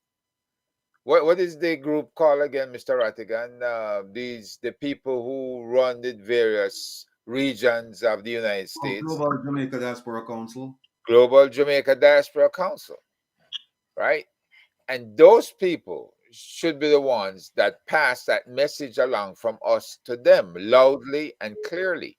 They're the ones doing the sponsorship of these folks, bringing them up, treating them, and then send them back with re-election funds. All right. So you know, all right, I'll go back to listen. I'm off the line. Yeah, the council answers to us. You know, that's the bottom line. Caller, good afternoon. You're live. Good evening, Mr. Rattigan. It's Tom here. I've wanted to get in touch with you. It's not regarding the program that you've got now, but an issue that I've got with my oceanfront property in Jamaica. I don't live in Jamaica. All right, no problem. Let me just, I have your number. What's your name, please? I just want to be off air because of my position. I know. I'm going to call you back after the program. It's Charm, please. Charm. Okay, Charm. I'll call you. 1 second. Let me write this down. I'll call you after the program, okay? Thank you very much. Thank you. Bye-bye. Bye-bye. Thank you.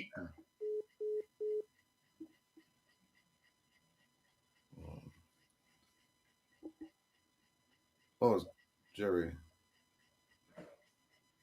Jerry calling? Yeah, he called twice. Jerry, he's having problems with his phone, so he might not join us, but that's okay. Yeah, like Trevor was saying, you know, we are part of the problem to some degree, because when they come up, instead of expressing ourselves to them how we truly feel, We want to be invited to the private parties. We want to get photo ops with them. We want to get contact numbers for them, and then when we go to Jamaica, we hang out with them. So they think everything is fine, right? What we need some people to start boo, like what happened with the prime minister's wife, or just completely just don't attend the event, and then next week, folks, next week. I know we're having some technical difficulties today, but next. Oh, by the way, big up everybody. We start soon on in the chat room. Yeah, nothing seems to be working as last week, but it is what it is. But we have representatives here, and I don't believe that they're representing us properly. So next week we're going to be having the Northeast rep. She'll be on the program.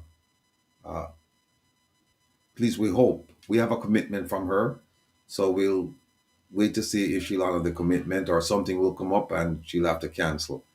And at that time, we can ask her all of the questions we want to ask about her role and her responsibility as our rep. Because the way they've set this thing up, this Global Jamaica Diaspora Council, it's as if these folks answer to the Jamaican government and not the people that they actually represent. Yes, caller. I recognize Good this afternoon, call. Mr. Rattigan. Yes, Mr. the speaker of the you know what. How are you, sir? I am doing good, sir. I'm doing good. You know, the gentleman a while ago spoke about members of the diaspora. But, you know, when you have people in high position in the diaspora who is from the Vumva and the Vumva of society, they ain't going to do a thing, you know, Mr. Rattigan. And what the caller said a while ago is the fact truth, that the members of the diaspora are the one who are cozying up and hugging up with some of these politicians who have their hands in the cookie jar when they come to the States. If the diaspora members of the Vumva and the Vumva will just stand up and say, look here, enough of this. I believe that things will be better in our country if we start from the diaspora. But no, as what you said, they want to take pictures and go down and have a drink of the drunk, roll with them, and a drink of the this and a drink of the that. And laugh and chat and yam curry goat and all kind of crap with them. Yeah. But the time has come for us to stand up, not only in Jamaica, but in the diaspora, to stand up and say, enough of this. It cannot continue. It cannot continue. Our country is bleeding from within. The nation needs help. And the only way Jamaica is going to get help if we stand up and stop this PNP and JLP nonsense in this country and speak out. Because JLP and PNP are putting us nowhere. From 1932 or wherever, we have been swapping blood dog for monkey in this country. When are we going to stop? When are we going to stand up and say enough is enough? I get somebody to call you, Mr. Rattigan. Have a good day, sir. Thank you very much, Mr. Tavares. Yeah, it's a valid point, you know. So the question is, when are we going to stand up when these politicians come up here? When are we going to boycott? Or if we don't boycott, when are we going to express ourselves in a loud fashion so that they can understand that it's not business as usual?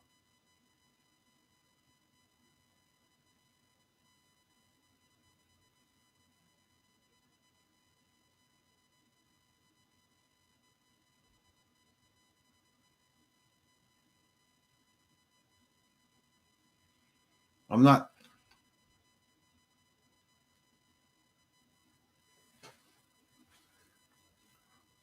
I can't hear you. Can't hear you. All right. Okay, I can hear you. Okay, yeah. I was saying that most of us in the diaspora need to attend these council meetings because we, for too long, we let the government, which our government is power, arrange what they want to arrange for us in this country. The arrangement we want in Jamaica is to be in the parliament, right? Is to have seats dedicated to us, to where we have a voice. When I say we, the diaspora in Canada, the UK, and the US, and everywhere else outside the country need to have a voice in the parliament. Okay. and not them monkeying around with the system here in the US to snowball all of us to believing that they mean us well. Yes, Okay. Uncle Hold on 1 Rattigan. second. Yes, scholar. Go ahead, please. Bless up, sir. Give thanks to life. Awesome job. Bless up your Wayne Lonesome and Uncle Herb and all of the panel, Jeffrey Tavares and all these people who stand up for Jamaicans. You know, 'cause when I tell the uncle, you know, easy out here. Yes, sir. So what go on? Talk up the things. You know, so I live in a one part of the mountain in a St. Andrew, and we don't have no representation up here, you know. No. Who's your MP? Xavier Main. And when was the last time you saw Xavier Main? The last time I saw Xavier Main was after the election. Them keep a party in our community. Does he live in the community? No, sir, he don't. Do you have any idea where he lives? Out there. They do things right around, you know. Those people are some narrow-minded people, you know, Jad. There are some educated dunce when I see how these people operate, you know. Because they don't go far where they think they can achieve things from. They love resort areas.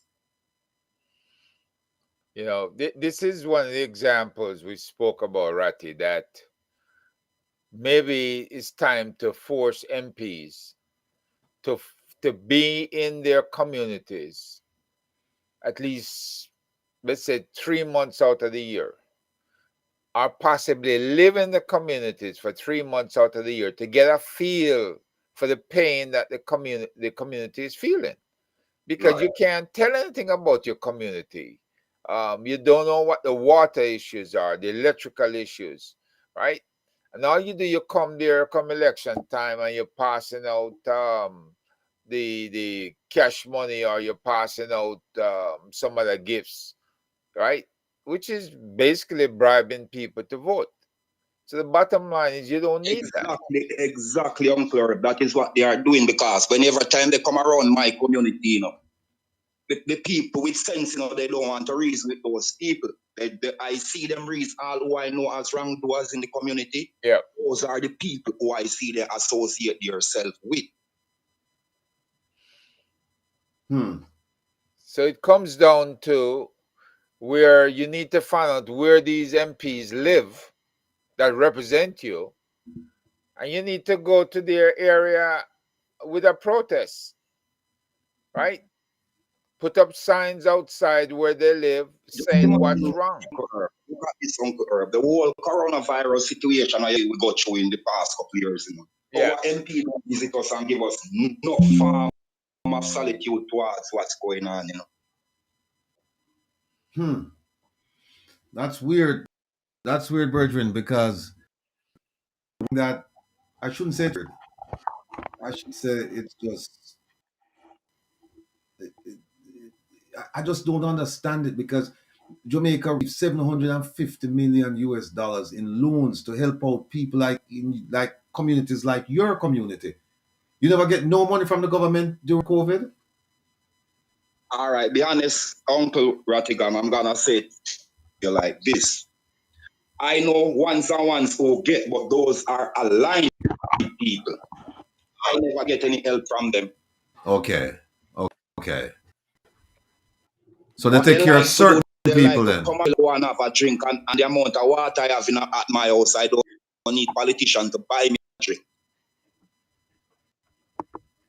They don't want to remind people and people want to see better for their communities. They want to reason with people who they can $5,000 or $10,000. But Uncle Herb, how much can you spend out of $5,000? 5 years. That's when politicians return. You can't spend much. That money go up in 5 days with the needs of the people. 5 days. If 5 hours in some cases, if you go shop at the supermarket. Because I know a child can spend that in a day. Right. When I go to the supermarket down in Jamaica, it is our $150 a loaf of bread. Now I pay $550. Inflation got 100% since them start them thing. Yeah. That money that they give you is not worth the paper it's printed on. The people need more than that. I can understand it because going to Jamaica, if I'm going to spend a month, I need at least maybe 50,000 to have food for 4 weeks. Right? To have food for a week is like 15,000. So what is 5,000 going to do when they give it to you? Right? And people have to travel back and forth to work or do some kind of hustle. The 5,000 is not going to last very long.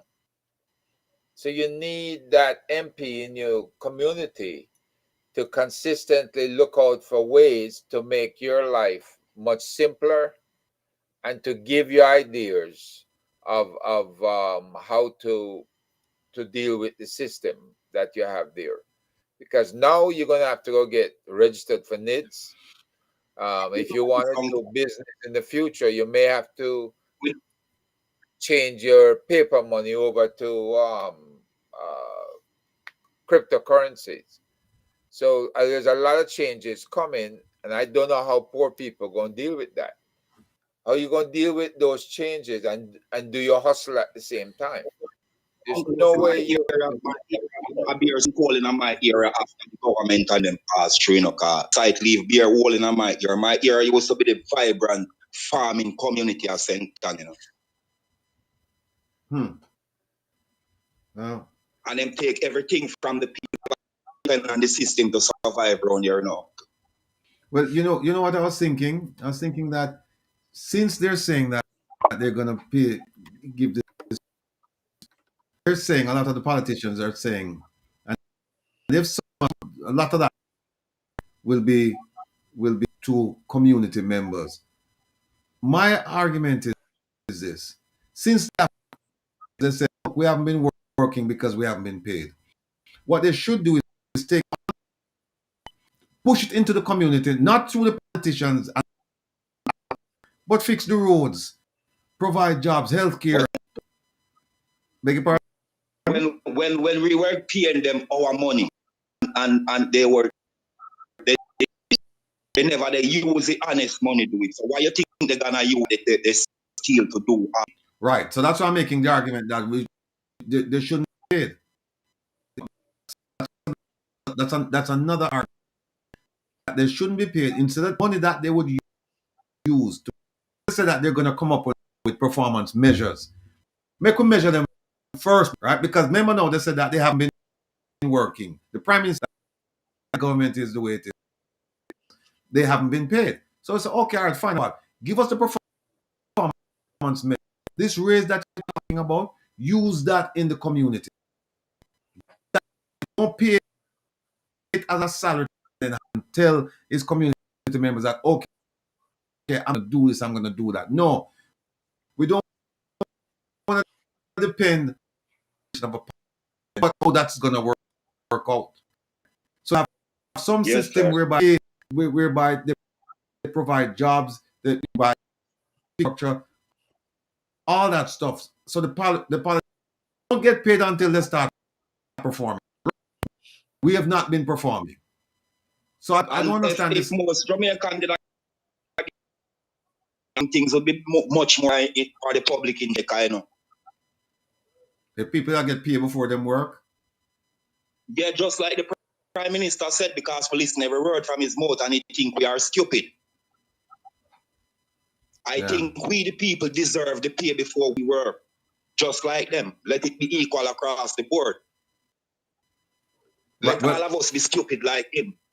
And the thing is, I don't know. I'm of the opinion that you work and then you get paid.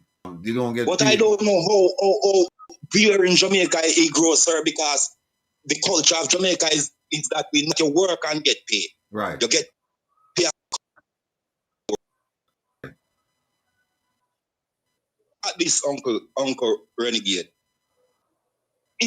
Each member supposed to have a community plan from each community that they work on during their tenure down. Yes. My community, they don't have a plan. I never sleep a meeting and ask the people what is their opinion, what they think they can do within the next 3 to 5 years, whatever time they have. These things. So let me ask you this question. I'm not going to ask you if what side of the you're on. I'm only going to ask. Jamaican, sir. I am a Jamaican and I stand for the politicians who do the right thing. All right. I'm not paying. There's a question I will, and I think you is, are you going to vote for Xavier? Xavier him? Or what? Xavier, no, sir, I didn't vote for him because my father is Rasta and I understand what Rastafari been through in this country. Okay. And the reason why I don't vote for the PNP is vision. And if they stand a position, they can stop whatever the government set out to do, which is not right. And the government set out and trying to kill out Rasta out of Jamaica. And if the opposition stand and never do anything about it, I sanction both of them the same. One demon. Now, let me ask you this. Is Xavier your local government representative or is he the member of parliament? He is the MP. We have more contact with the councillor, even though the councillor is not doing anything, but the councillor is more active. We can reason with the councillor, but nothing is coming forward. So maybe you ought to convince your councillor then to run for the member of parliament position. Because if the councillor is making more of a contribution, then your councillor would be a better representative in parliament. See, Jamaican people have to stop playing the game where so-and-so, the big man game, you know. Everybody waiting for the big man to pass out something to them, and it's not happening anymore. Some of these big men take advantage of you, come voting time, and then turn their backs. But if the councillor is there all the time working with you, then by all means, nominate your councillor. Tell your councillor you want them to run for the MP job. That way you know that's somebody who has a vested interest in the community and that in fact they'll work with you in the community. You know, everybody else is a waste of your time. And as Rasta, you have to have participation, right? And if you have participation in the community, I don't even know if y'all have a CDC in the community that come under the Social Development Corporation. Do you have one? You can hear me? It look like I'm gone. Gone. No. Yeah. A lot of people don't even know what a CDC is. Which folks, can you hear me? That was made up. Can you hear me now? Yeah, I know. There's one guy said we were coming in choppy. Right. Well,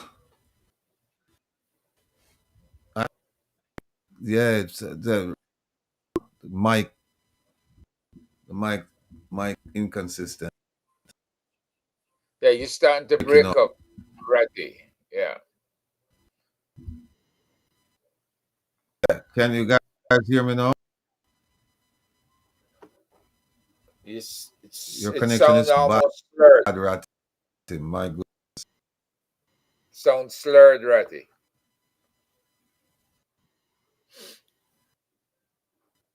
Oh, it sounds like my people might think I shouldn't say that because people might think so, yeah. Yeah.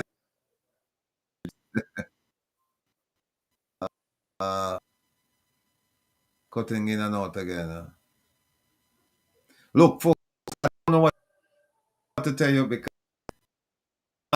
everything was working fine before the program. We tested it. The technician was on the line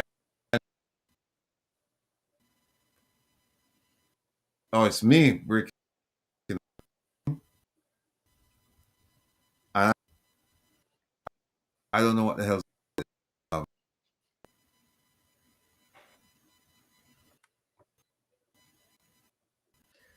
There, Somebody's yeah, asking people here about. are saying,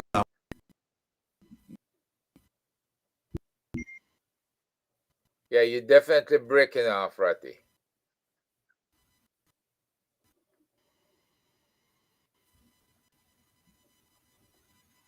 yeah, that's kind It's really muffled. of weird because I even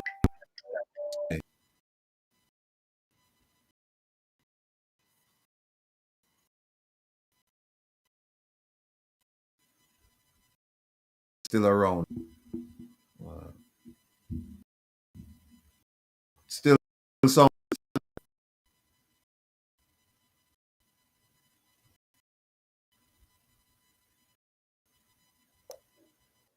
Yeah, Jeffrey was saying it's the restream doing that. It's not you. That the restream on the transmission is messed up. It's something they need to fix. Choppy, broken.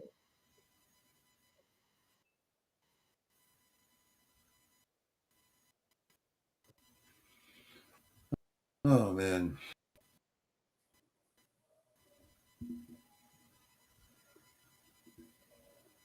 Claudia is still not hearing me. I'm hearing. I'm talking.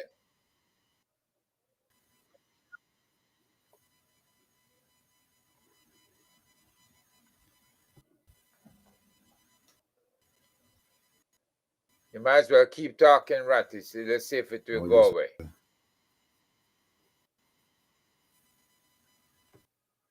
Because I'm hearing yeah. you in part.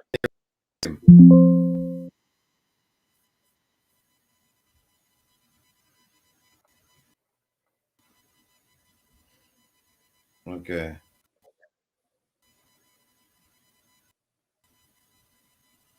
Kevin, I'm sending you a message.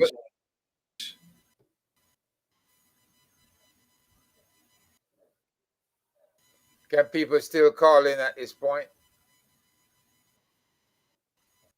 Yeah, people can still. Yeah, they can still call. Yeah, they can call him. Yeah, because you're starting to sound a little bit better now.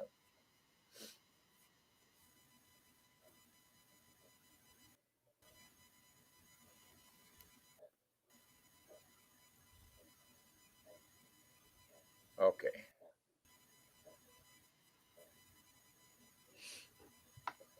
Let's see. Just saw a comment from Maria a while ago. But it disappeared.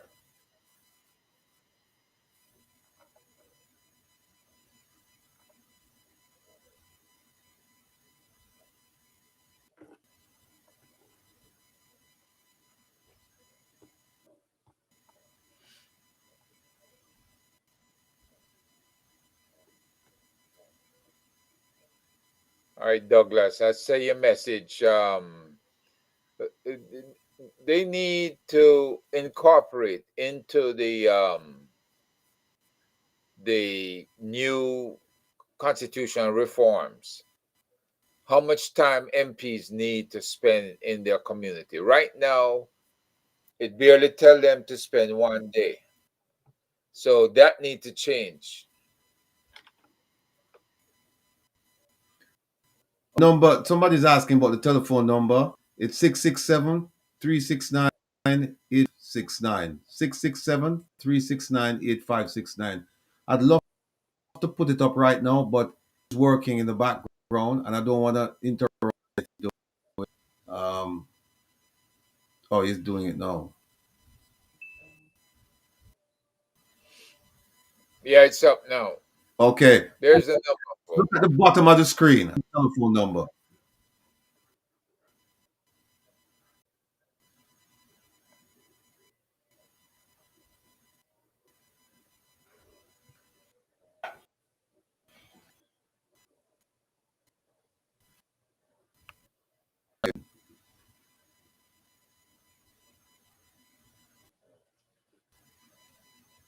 There's one lady says she was shocked when she found out that the MPs live in different areas other than where they represent. You know, that's a huge problem on the island. Well, I'll tell you what. I don't think Waterhouse, where I'm from, people who lived in Waterhouse while representing Waterhouse. In fact, I don't think that did. In fact, I Waterhouse, and the MP who was there for all the time I lived in Waterhouse, he didn't live in Waterhouse. He used to come by with the free food, and that was, you don't hear from him again. Yeah. Well, you know, since they start putting up high-rise buildings Right. in these communities, this gives the MP a chance to procure one of those condominiums for themselves and establish residency and spend a good 3 months in the community. You know, what are they afraid of? Their own community? It's crazy. You know,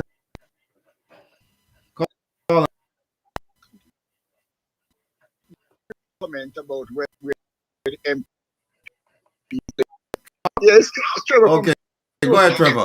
It is no secret that when they come to Garrison, that to move their election. All the prime minister that have person committee was an election. All right, and that's that. You know, when you want to win, you put him in a garrison, or you move him to a seat that is known to be the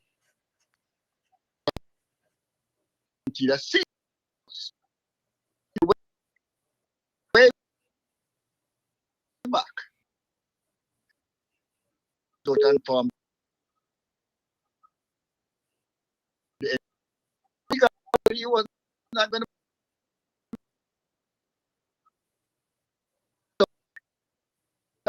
That have no interest in living in those communities where crime is a major issue. Thanks. All right.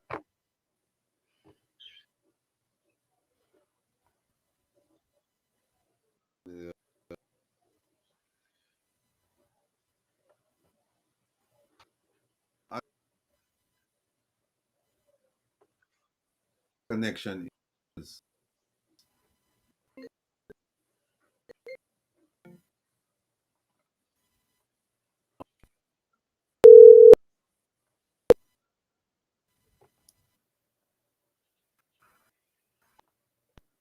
yeah.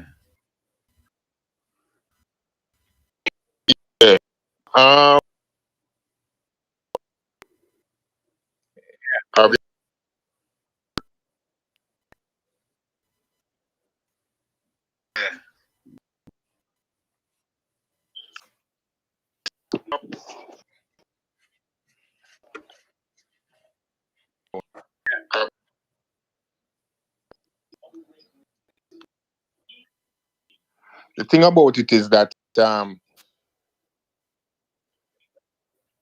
problem is with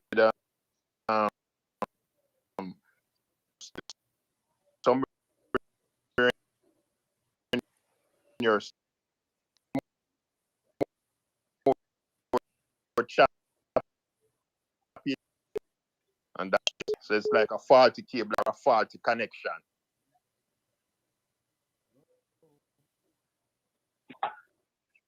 Yeah, man.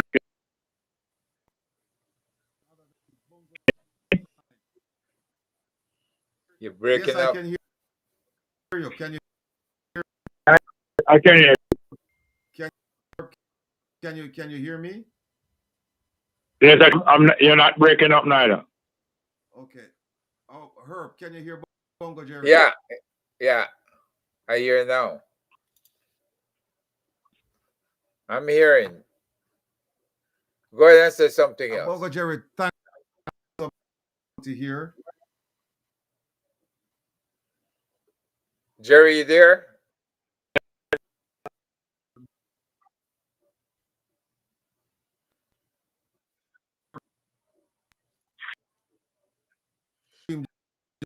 Just send history, and they're trying to say. We had planned on here regarding the access to information, but with only 45 minutes to go, and the way things are with it's choppy. What I'd like to do tomorrow, what we want to do is just talk about what's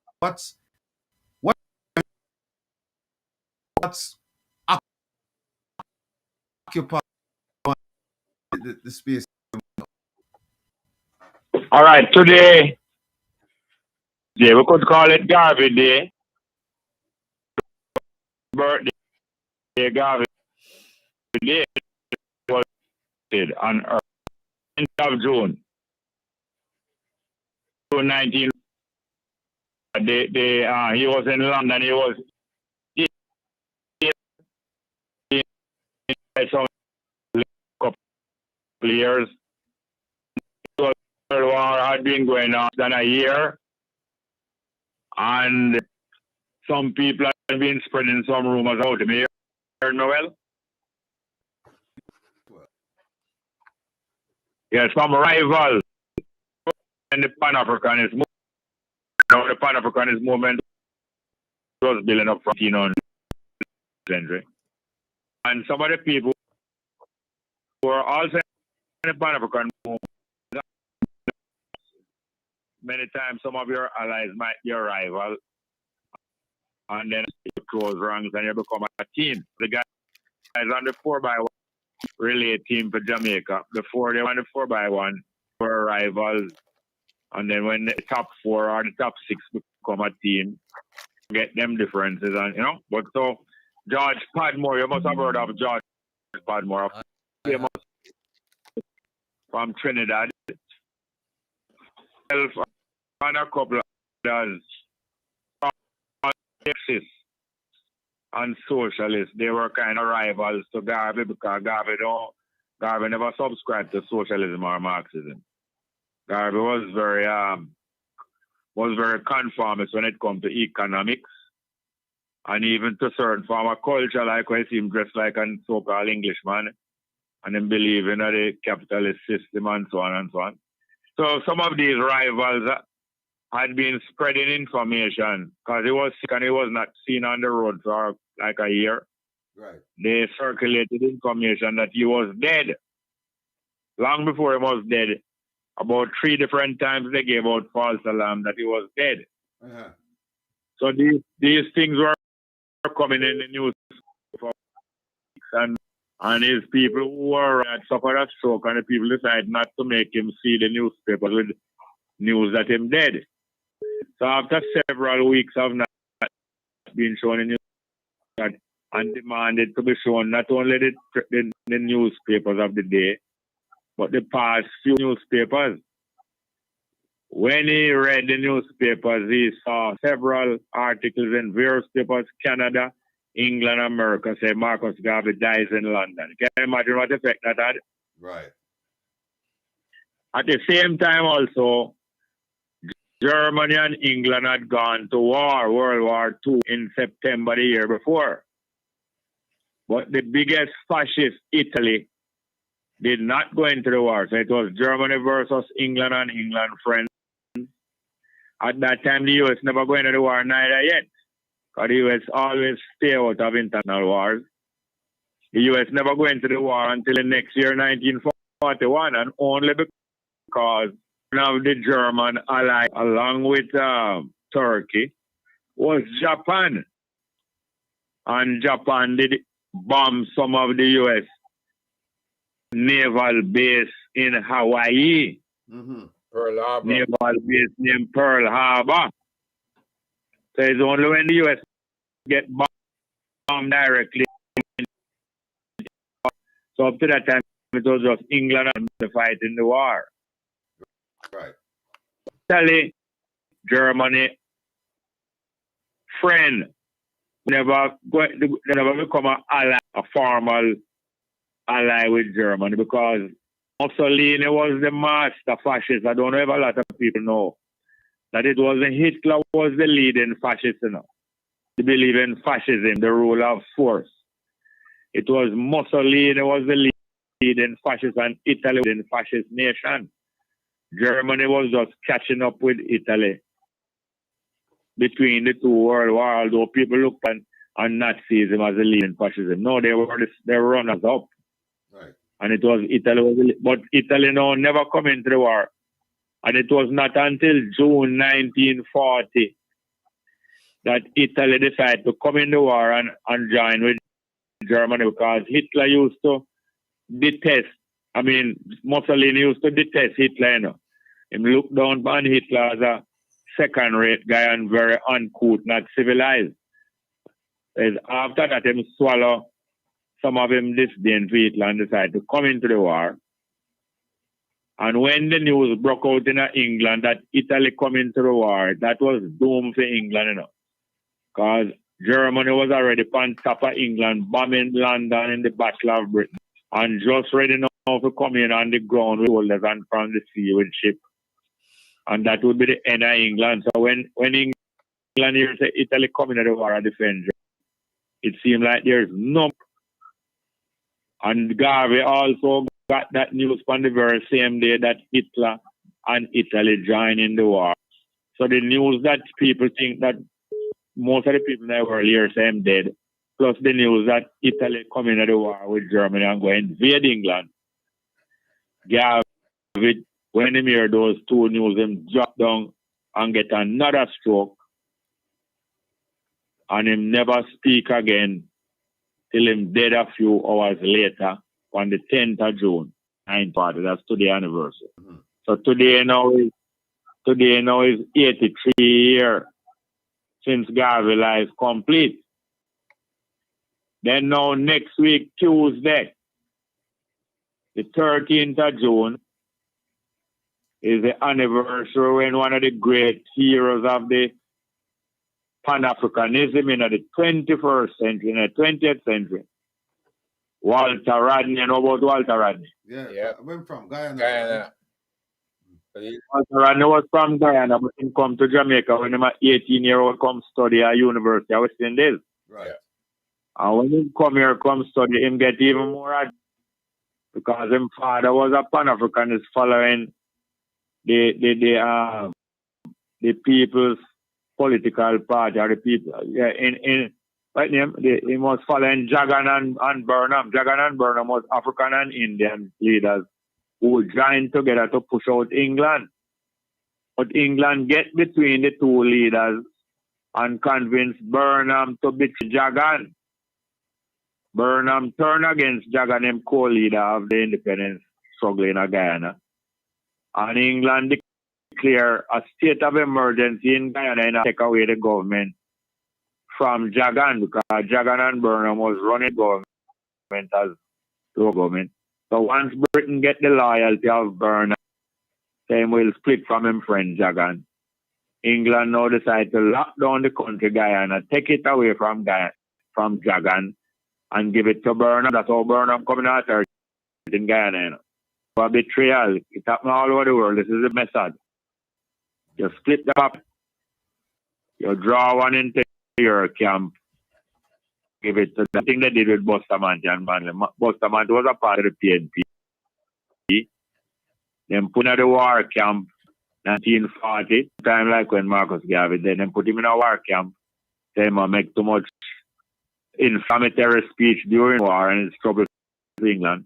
When them get him in the war camp, them reach to him like what them reach to Burnham, make a proposal to him, say split around the PNP and Manley, and we will allow to form a party and win the first election in Jamaica. So it was a similar person going. Now, Walter Rodney here me still?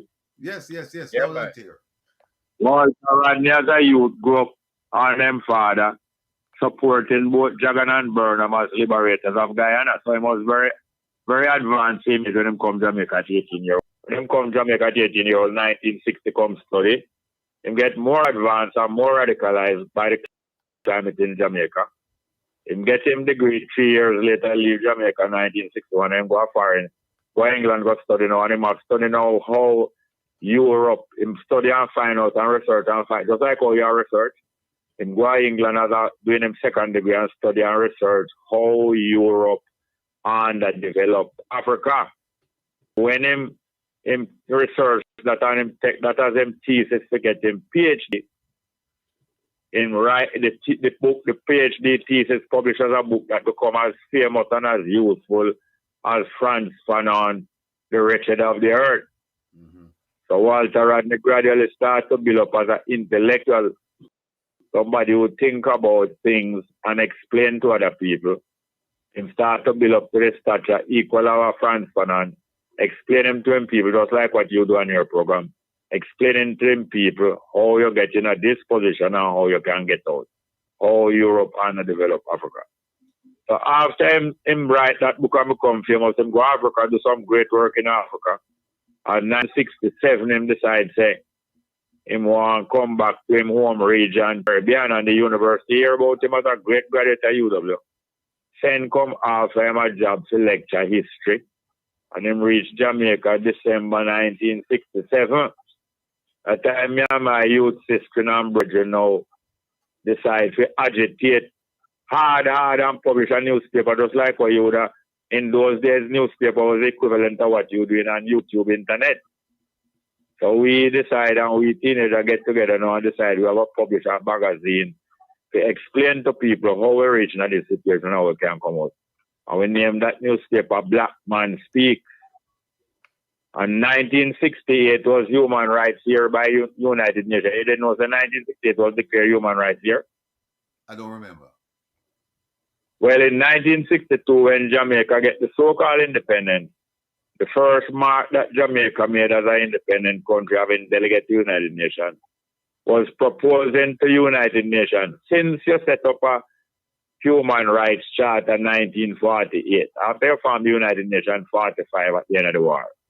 In 3 years, you set up a document, just like we have the API, the Access to Information. Right. You set up a document like the API by the United Nations named Human Rights Charter.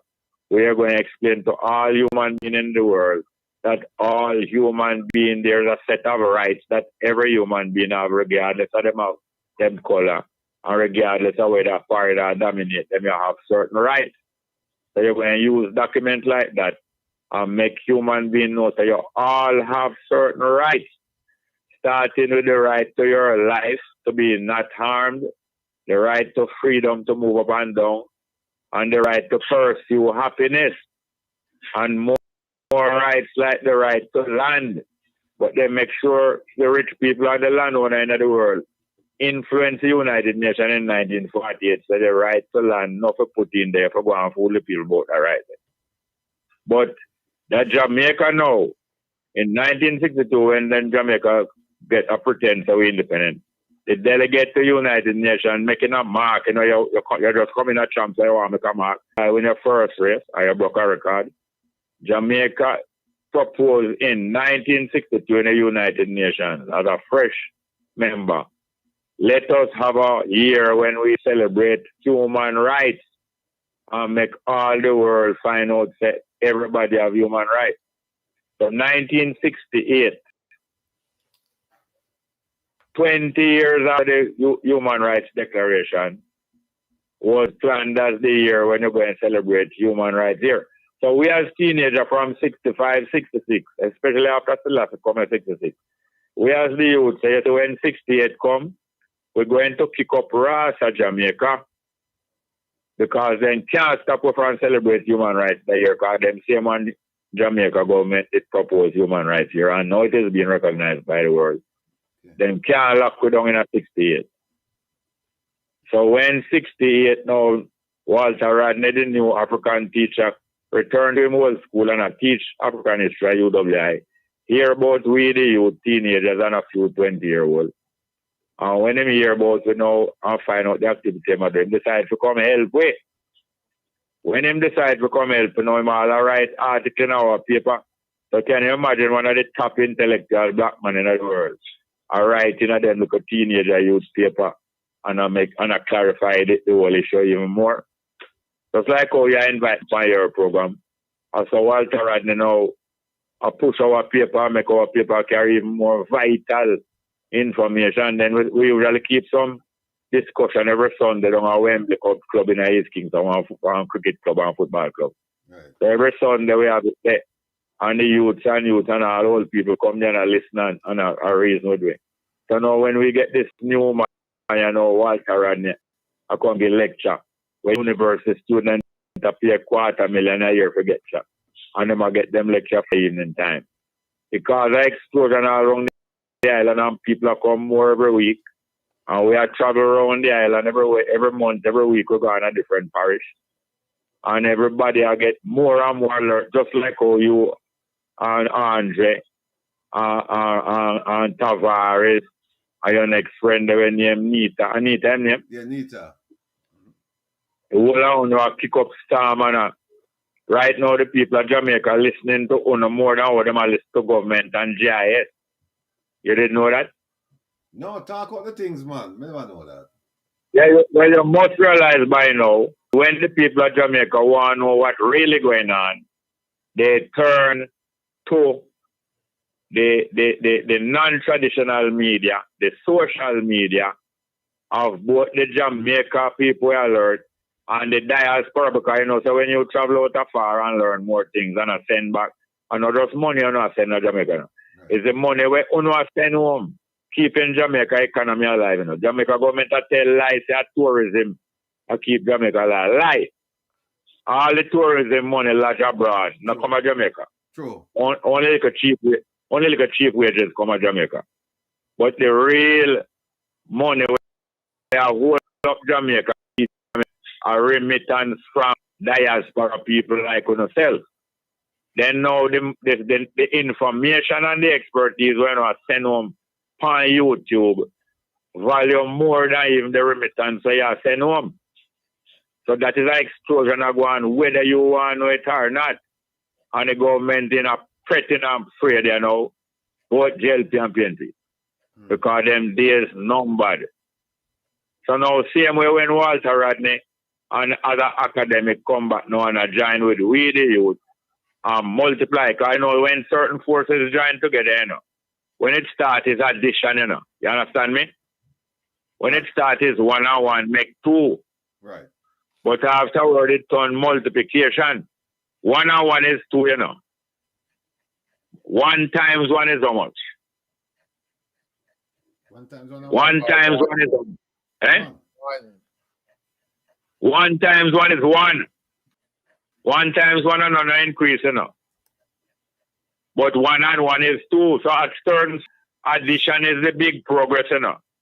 But if you have to lift up off of the ground like a rocket, is multiplication is the bigger progress. So 1 and 1 is 2. That is more than 1 times 1. So you change gear now to multiply and start say 2 times 2 is 4. But 4 times 4 is not 8. The things start to multiply. There is a time when you reach a critical mass, when things start to explode. They start to grow explosively. You call that geometrical growth. It a grow. Geometry is a measure of areas of space. You know. When you measure and when you multiply space, you know, multiply 2 sides. You multiply all sides. So when something grows geometrically, the word metric mean measure. Geo mean earth or roundness. Roundness, do you really mean roundness? Not roundness of a plate, but the roundness of a ball. When a plate starts growing, it only grow in area. But when a ball starts grow, it will grow all side 1 time. You don't understand me? And that is a multiple growth. That is multiplying by the minute, not just adding. So that is geometrical growth or a critical mass. When a mass reaches stage of being a critical mass, it overwhelm the bigger on it. You understand me? Right. And that's how you are doing. That's how you are doing now. Okay. So that is what Garvey was doing, and that is what Walter Rodney, along with the youth presence, come create. In 1968, Jamaica catch a fire, not with violence, catch a fire with people understanding, say, there is no difference between the PNP and the JLP. Because it's not just the JLP that get unpopular. The JLP start get unpopular from 63. But in 68 now, the people realize that the PNP also has fulfilled its purpose and can serve no further useful purpose. And the place start to explode. So the drug government of Jamaica now next move was to say, Walter Rodney take some trip out of Jamaica, in the early 1968. And when they make them two travel and tell us them soon come, we tell them, say, so one night time when you go out and go and stop around come in though. But through we are teenagers, I never take us serious enough. But the third time him go out now, them have a conference in Canada for all black people who love right. Did you know that we can have a conference for all of the black people who love broadcast? You know that? Yeah, man, I know everything, man. Yes, so you have conference of people who love right, you have conference of people who love crack and feel. Right. So now in 1968, there was a Black Writers Conference in Canada, and Walter Rodney and a Jamaican named Robert Hill, leave Jamaica and go to that Black Writers Conference as a two delegate from Jamaica, even though I'm not born in Jamaica. Him represent the writing we are going to Jamaica. So they had to carry all of the different writings that youth was doing in that time and carry them to the conference and show them. Well, my brother Richard Small was 25-year-old and was one of the delegates from England. Because from him left Jamaica in 1960 as a 17-year-old. Him never come back home, him stay in England and go and agitate amongst the migrants in England as a student. And the black movement a build up. Him and him friend them invite Malcolm X to come to England. Malcolm X go all to Oxford, but debate. Every year them have a big debate at Oxford, named the Oxford Union, the Student Union Oxford debate. It's one of the biggest debates in England and in the world. Yeah, I'm still at it. Yeah, the Rhodes scholar from Jamaica at the time named Anthony Abrams was president of the Oxford Union. And them invite Malcolm X to come to England. And when them debating you want to watch that debate, you can Google it, Google Oxford Union debate 1964, Malcolm X. And when you listen to the debate and find out Malcolm X, a man who never go on high school, never finish high school. When him go Oxford debate and twist up the debaters who is opposing the black freedom or who saying it can't work. And then after that, now him tour around through England and go visit the student and go visit the migrant and the laborer. And my brother, one of the young students, we link with him and town like how we carry around Walter Rodney. Anyway, all my holiday there in England at the time, just visiting our son. And boy, she fright when she hears some talking of some of them black poor men there. Anyway, them ban Walter Rodney from come back to Jamaica when him fly back from the Black Writers Conference. And when him ban him, because we used to carry him and we used to travel all over the place, all over the country, all over the ghetto. When them ban him all over Jamaica, the youth them start pour out in the street and protest against the banning of our friend who come from an ex-Caribbean country. Because the University of the West Indies don't belong to Jamaica, but it belongs to all England and even some of the French-speaking Caribbean country. And there was demonstration all over Jamaica, including the student at the university, high school student, all student, black youth, unemployed youth, country people, town people. And Jamaica catch a fire. And I don't know if you fire it catch all over the world in 1990. There was some huge riot and demonstration in France, 1968. Google it. The Mexican student, them riot in Mexico, 1968. The Mexico Olympic, Smith and John Carlos win the 200 meter in a world record time. and demonstrate to them office and the whole them try to run them out of the village. The American Olympic Association try to run them to a village. But it catch a fire and all of the athletes them in the village start to support the black struggle in America. And all over the world, even in Ethiopia, riot take place. So 1968 was a very explosive year. So anyway, them a plan now, say what, when they have them get banned from Jamaica. Him go back to Guyana and the Guyanese government and block him because remember say burn out the struggle in Guyana have full freedom and sell out the struggle and sell out Burnham and the rest of the struggle and start be a tool of Britain. So Burnham now block Walter Rodney, the Guyanese, from getting a work in Guyana and teaching at university. And after him do that, Walter Rodney start occupying time by forming a political party where unite African and Indian because in Guyana, the politics split as a fight between the Indian people and the African people. The whole of them are working class people, you know. But the British managed to turn them against one another. And as long as them turn against one another, they can't beat Britain. So Walter Rodney now decide now to form a political movement to join back up the Indian and the African. And also them are go overcome Britain and take Guyana back. Well, Burnham now decides, say, he will go take the job to kill Walter Rodney. It took him 12 years till 1980, he managed to organize and assassinate Walter Rodney on the 13th. So this is a big week. Then the reparation estimate, they estimate about how much money the African people is owed all over the world, but especially in the Western Hemisphere, for what Europe underdeveloped the African people. The estimate of it, which has been working out for years now, the top black expert them in the world, Judge Robinson, a Jamaican judge who was up on the International Court of Justice. Him and some other man, economist, sociologist, and other researcher, work out all of the figures and announced last week what are announced this week, Tuesday morning. Them announced what is the figures where Europe and all the other slave owning country owe to we. And that was a big announcement take place up at the university. And a lot of other things happen. Let me ask you a question. That is, let me ask you a question. Sorry, yes. What do you think? What's your take on what you think will happen with the reparation announcement? Do you think it will manifest itself in monies actually being paid, or is it just an announcement? No, for years it was thought as being as just an announcement. And for years, I myself, although I know it was correct, I myself never used to agitate about reparation between the 60s, 70s, and 80s, mainly because I realized that many of the agitators for reparation was hoping to get it in to them hand to take control of the people.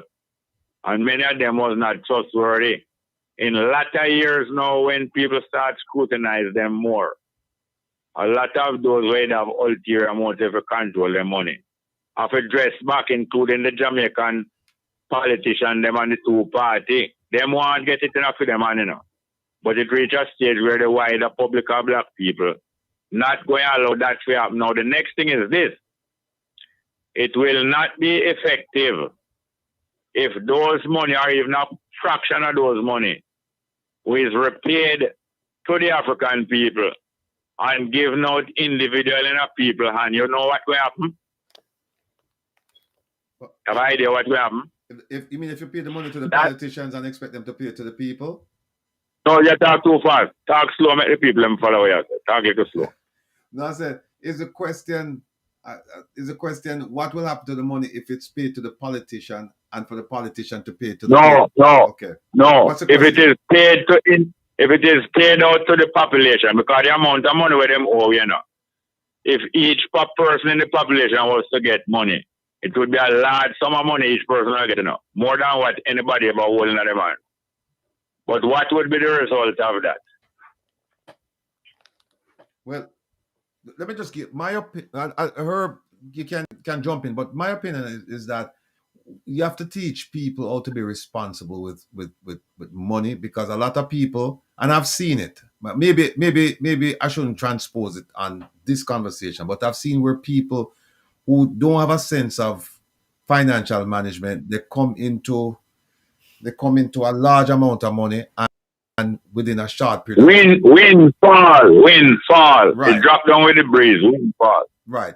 And within a short period of time, they're back where they started, and sometimes even worse. And you see, Behind the line. you see it with athletes. You see it with athletes a lot.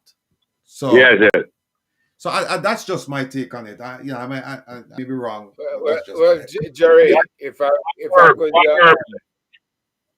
could listen, a good example was in the 70s and 80s, when a lot of our people, I'm talking about Shower Posse and the rest of them, were making millions in drug deals, right? They weren't investing in anything. They didn't know how to manage the money, right?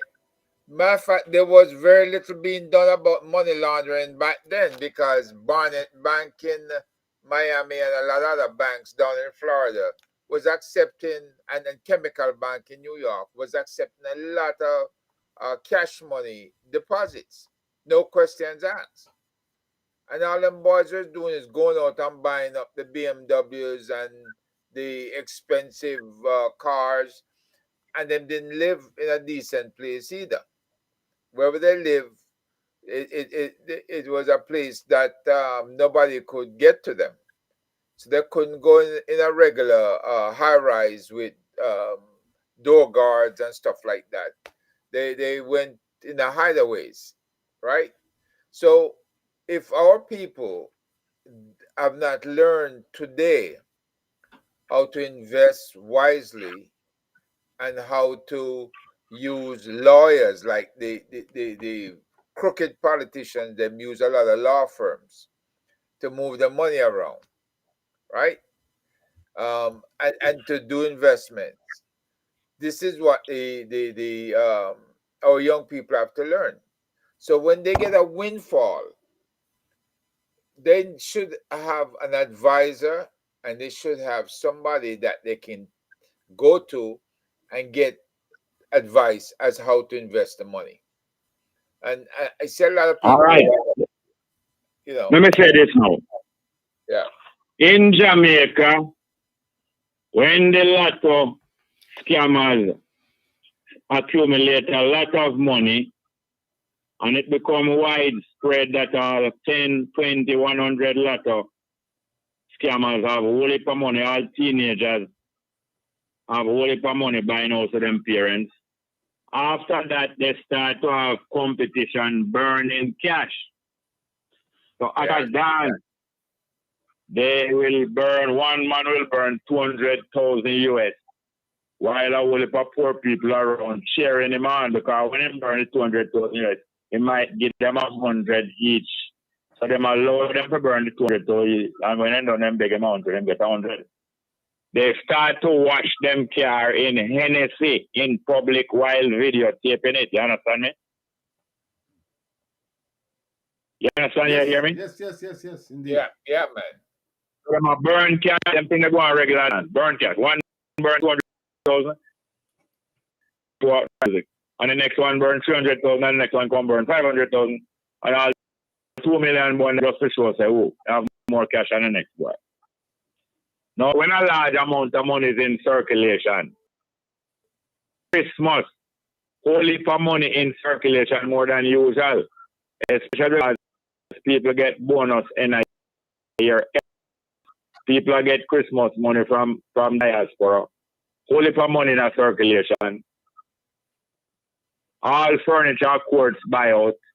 And if court furniture for 10,000, and the price give me 15.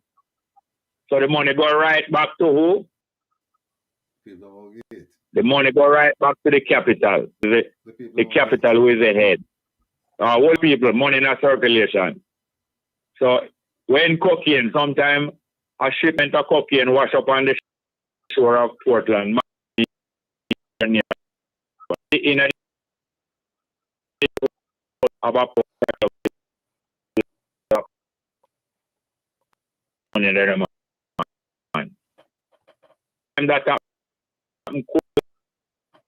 in a one and have a send all around the island to come back. And them double the price and people still buy the thing. Upon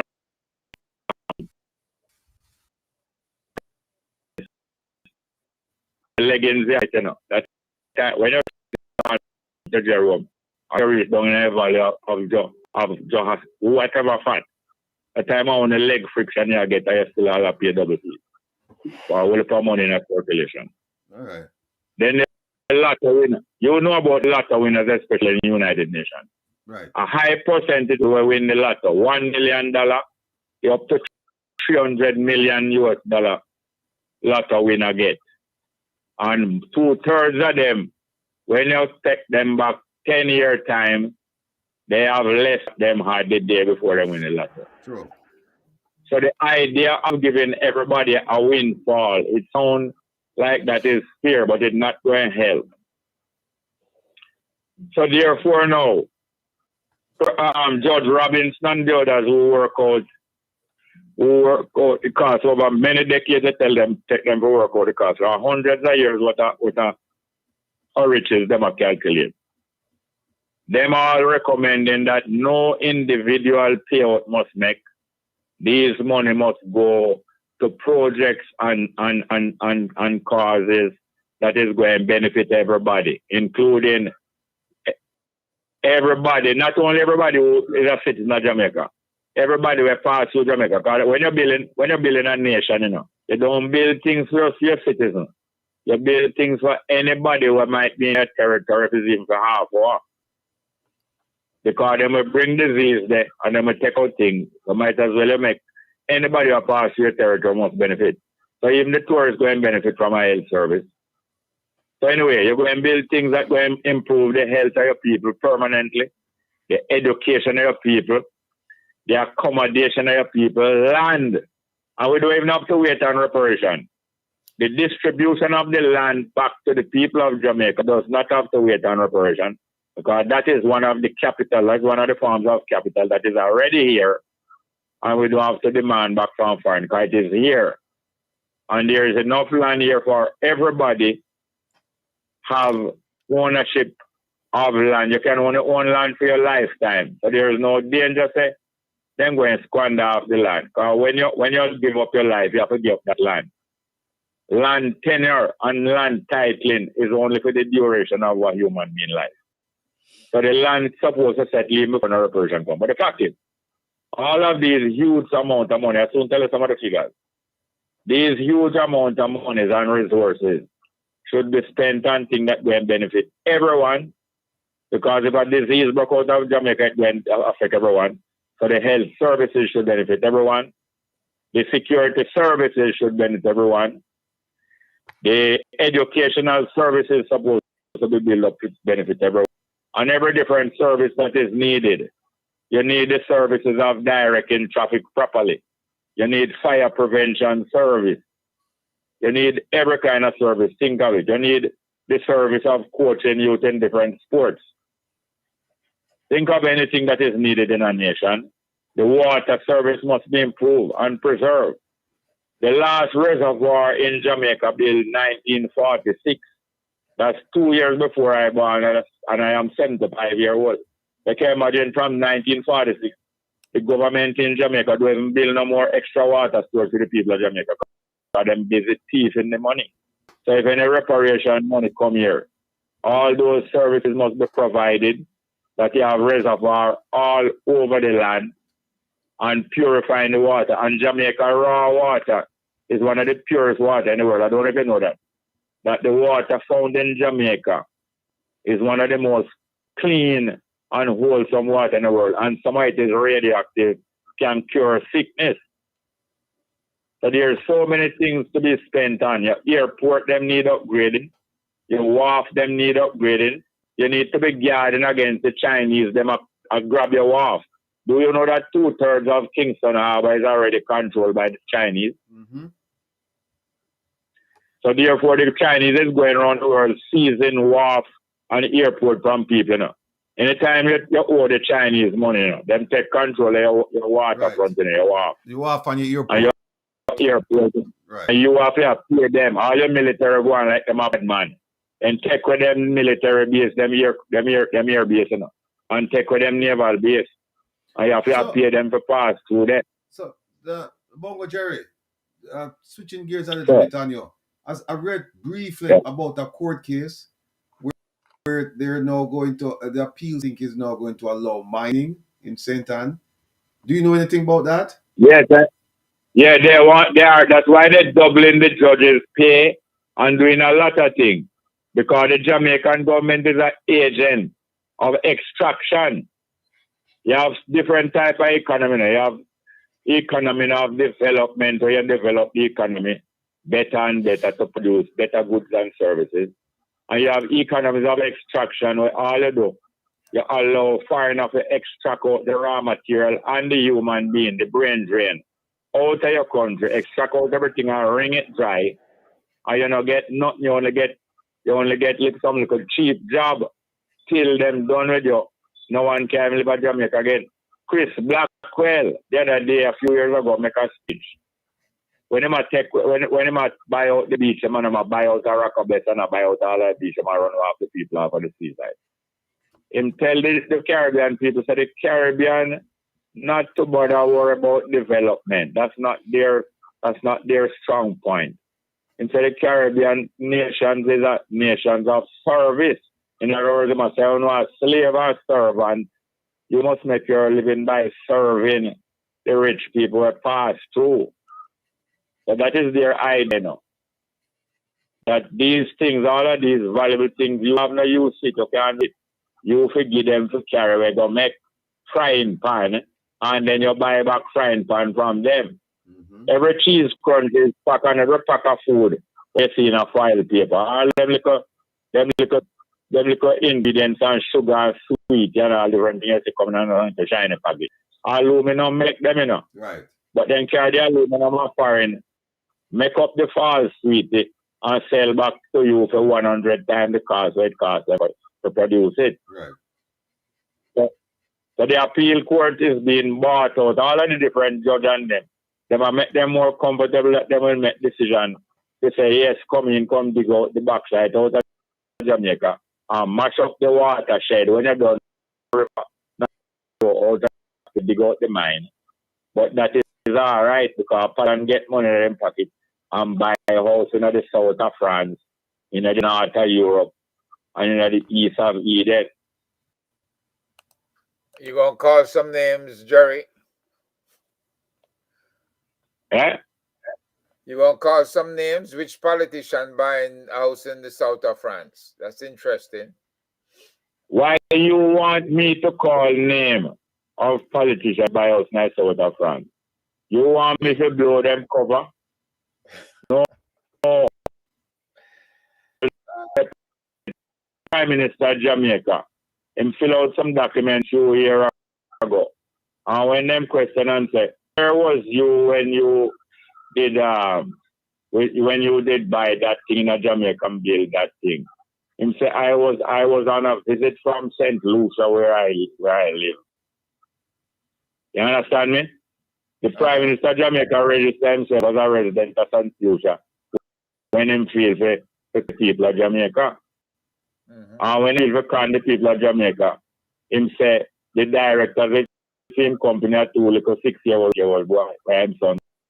So that is how the politicians are moved. Well, did you know that Boris Johnson from Prime Minister was forced to resign? Yes, that happened this Boris week. Johnson of England, the Trump of England. Yeah, that happened. He resigned from the Prime Minister of England. Crime nearly go to prison. Well, no, yesterday he resigned from being an MP. Did you know that? Yeah, I heard. Because the report come out about the party that he threw COVID, right? What's that?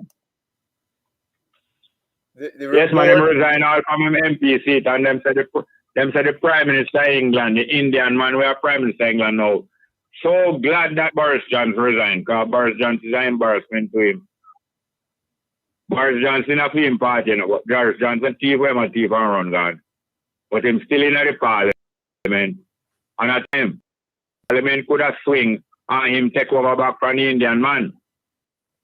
Donald Trump is out to take over back from Biden.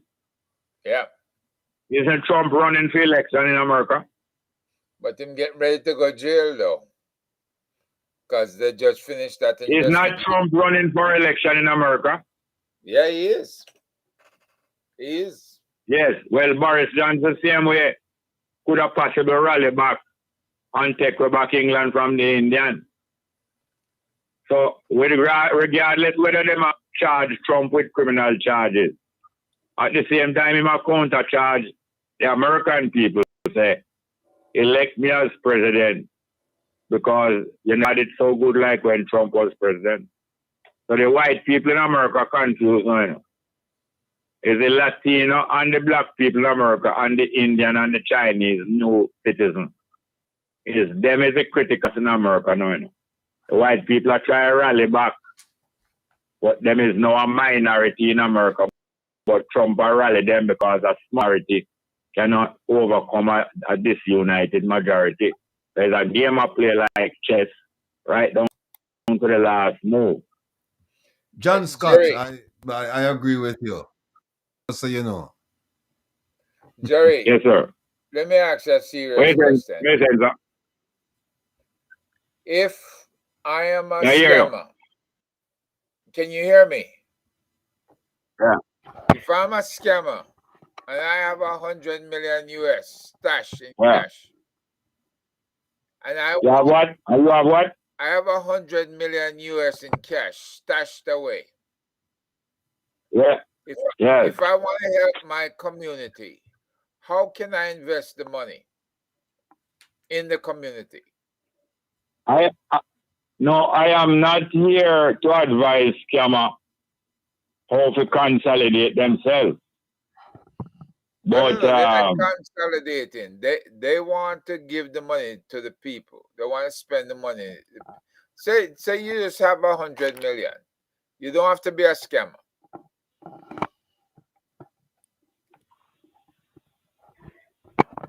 Mr. Rattigan, interpret to me. I hear you clear.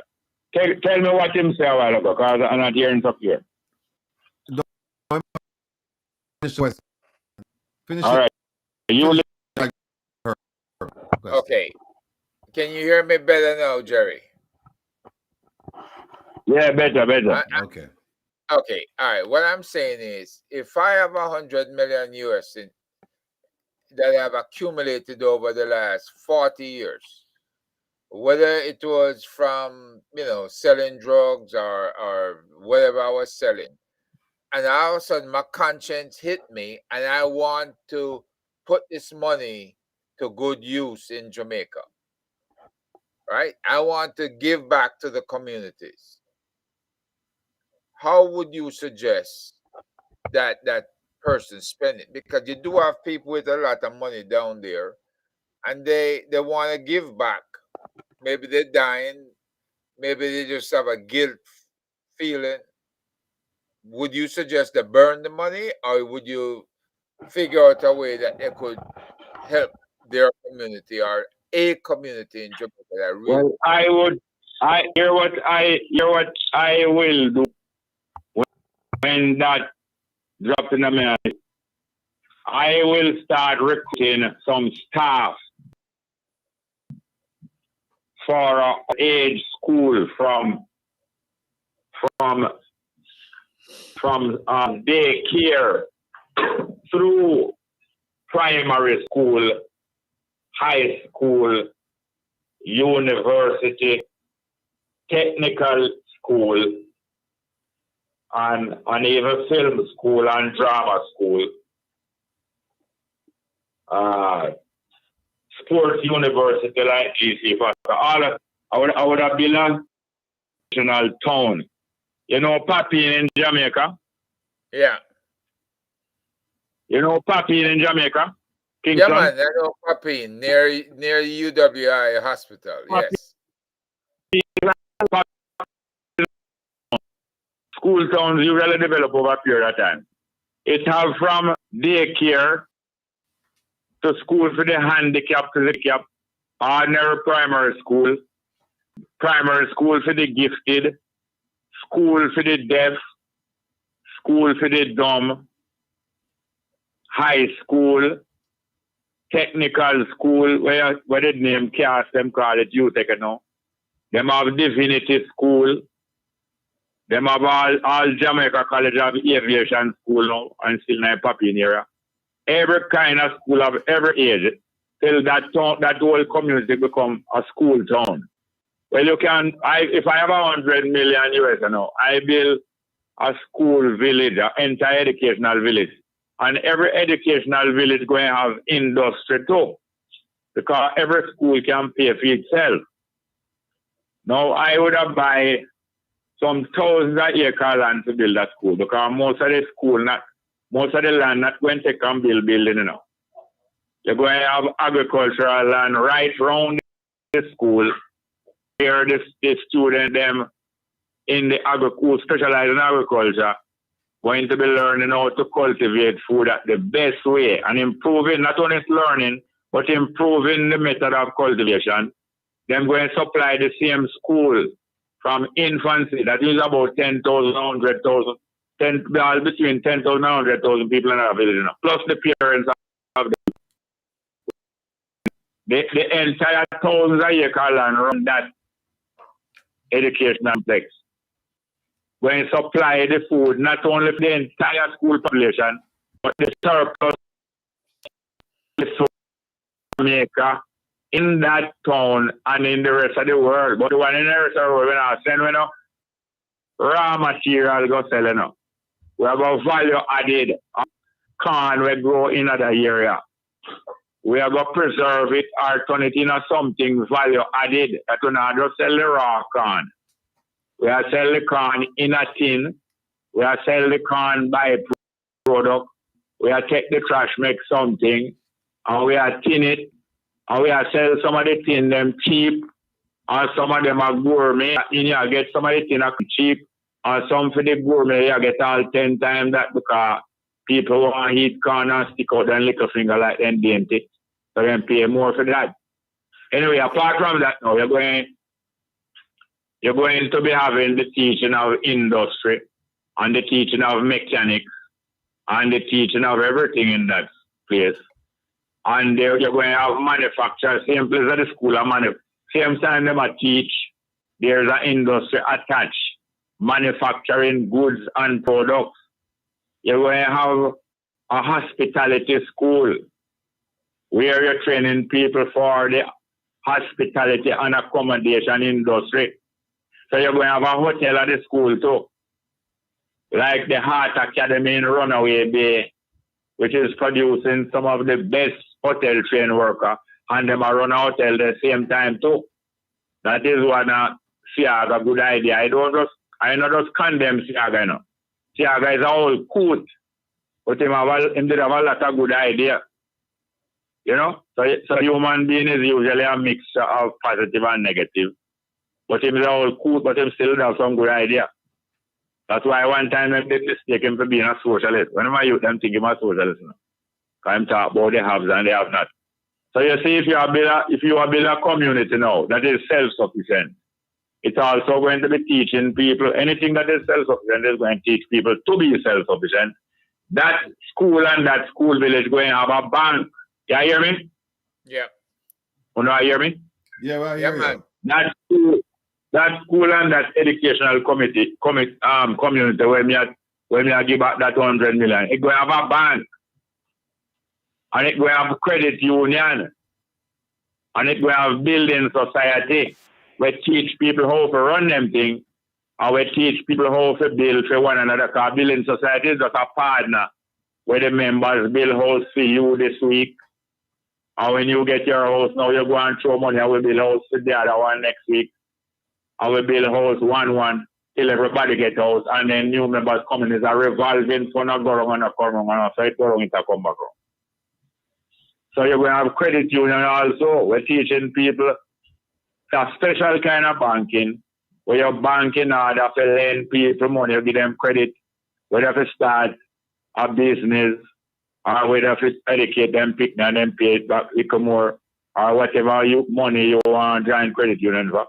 So you have a financial complex as part of that school and part of the community where people are learning and people are implement. It sounds like it can work.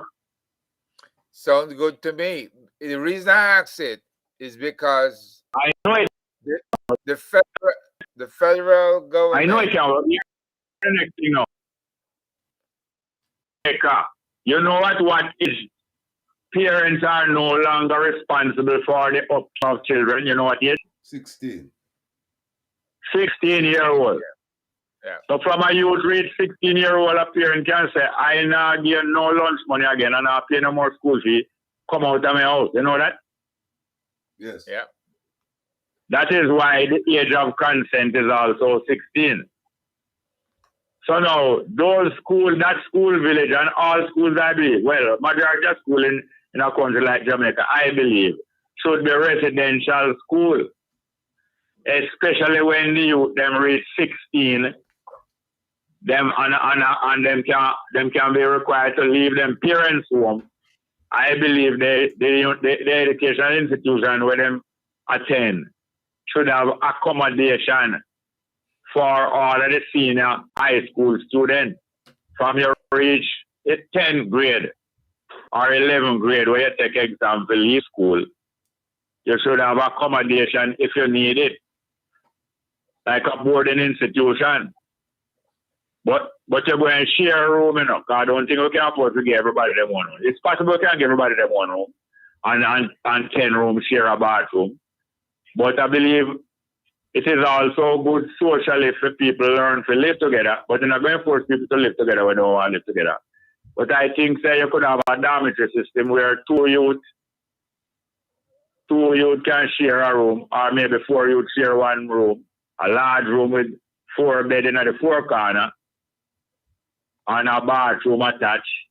Every 4 youth to a room, and then you have a kitchen for every 50 youth. Yes, and them rotate on, them work in the kitchen along with the permanent kitchen. But the youth, them also do duty. Outside of them specialized subjects in the school, them are going to learn to keep a home properly. Then go and learn cooking. The home economics. All of them, Home economics. Yes, sir. Although you are specialized in economics or you are specialized in sociology, 2 periods out of the week, you do farm work. 2 periods out of the week, you do driving lesson. I believe everybody, just like when you get a passport and an ID, I believe everybody, if they want to drive motor vehicle, male or female, then 2 periods out of the week, you do driving lesson. Then after you get your driver's license, you turn instructor. You see how the rotating system can work? Yep. All you do, you major in your subject, you major in your chosen subject, 2/3 of the curriculum, you know. But 2/3 of the curriculum, you do various work. You learn security, so you is a security. Coming out of the school, you have to have security, you know. Certain time you have served duty, the same cadet force when at the school. You call Rattigan, you know, say it's good to have a cadet force. Right.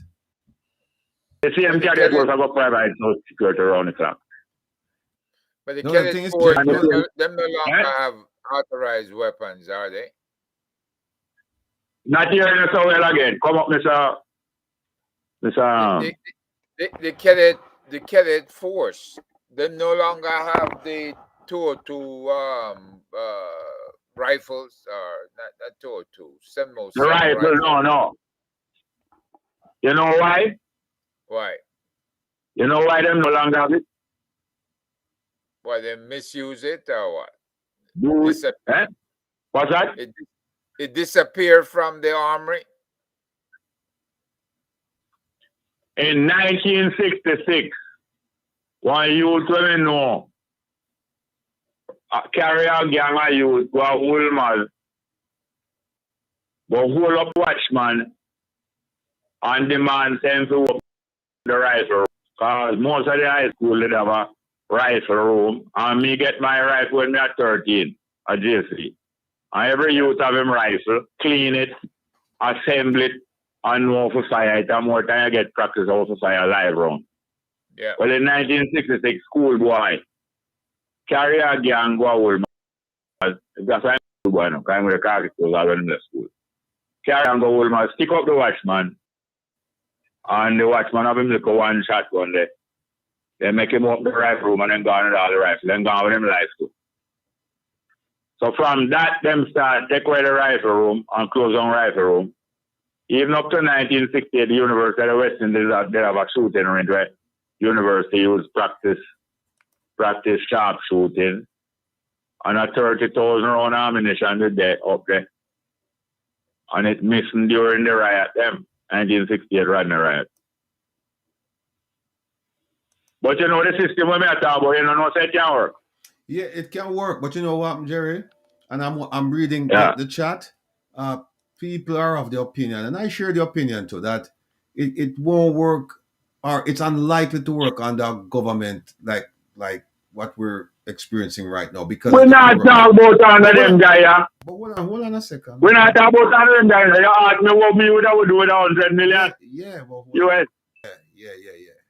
But what we are saying is that we're not talking about them guys. No. Them guys these guys not going to do anything like that. Right. This will be the end. That will be the end of these guys, and they're not going to do anything like that. You know, listen, let me finish the question, man. The question, sorry. The question I ask is that it's likely that one of us will have 100 million. It's possible, but it's possible, but unlikely, right? So from the argument I'm making now is this. Do you think critical mass then, we're talking about now, I'm trying to bring it back now where the government going to take care of the people. So do you think the critical mass structure would be able to make such a change in Jamaica that we could see now the government coming in and doing the things that the 100 million that you would do as Jerry, right? Do it on their own and take care of the people. Do you see critical mass causing that change? It is a critical mass in the 13 colonies of America, North America, right, in 1776. So the answer is yes. That's the years were toying with ideas and refining ideas and make all kind of experiments, and it was that critical mass that moved. And when the critical mass moved, everything else started to turn. Right. So the answer is critical mass. Yes, sir. And in other countries, it was a critical mass that Lee Kuan Yew. It was a critical mass that Lee Kuan Yew was able to mobilize, even though he had some very autocratic ideas and methods. It is critical masses that make these sea changes in every place that these sea changes have taken place. All right. So now that you said that, my point then to the listeners is this. Is that know that you're being really educated about what it takes to cause change. Don't be a part of the status quo, part of the critical mass. Exactly. And then you can, we together as a unit can effect real change. And like Bongo will do so. Nothing can stop it. And you see, Jerry, it is unstoppable. A critical mass is unstoppable. So Jerry, when I asked that question, is because a DOJ U.S. attorney in the Midwest has said that Jamaicans are responsible scammers for over $300 million US. So I'm not. So I know. It's a third of that amount I'm asking about, because I don't see it. I can't even begin to imagine some young man with a third of that money or a tenth of that money sitting up there in Jamaica and don't know what to do with it. And you have all these people out there suffering. Since government not doing their jobs, you might as well make it a contribution. right? And you just gave an outline. Hold on, Mr. Rattigan. Tell me the last sentence there. Might make it up. You can do the contribution in the manner in which you are suggesting. I'm getting that. You follow me?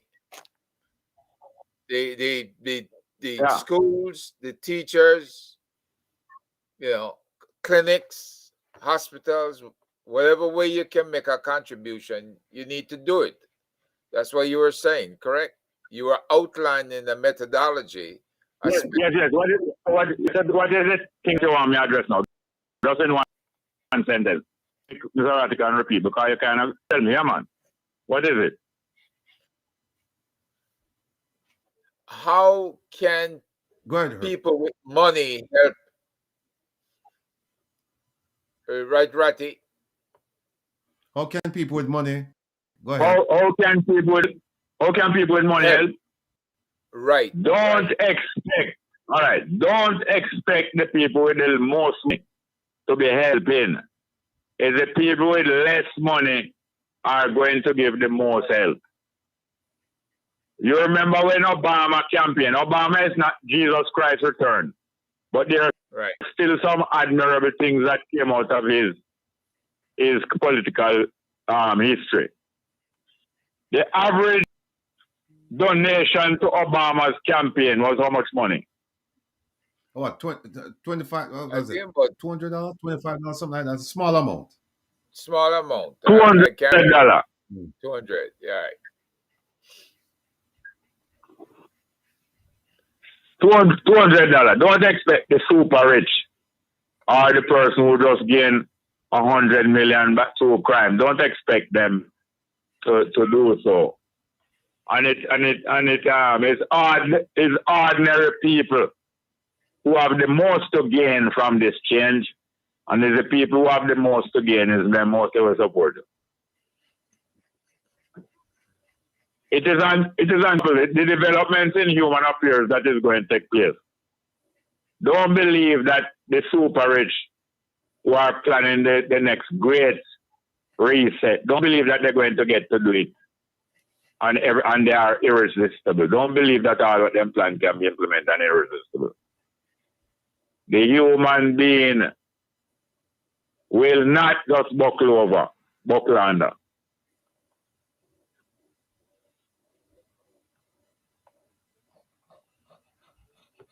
Are you there? Yeah, I hear you. I hear you. So Jerry, what's the latest project you're working on? Well, what I am saying is that another thing that I was saying, and it can work with less resources, a microcosm of all what you're talking about can work too. Because life and all great things start from an atomic level, very small. In such an educational institution, you will be also training people how to spread knowledge outside of the institution. And you will spread it by mass media. What I would like is, in addition to these YouTube work that you people doing so greatly, and don't even realize how great it is. And it's good when you don't realize, because I keep you humble.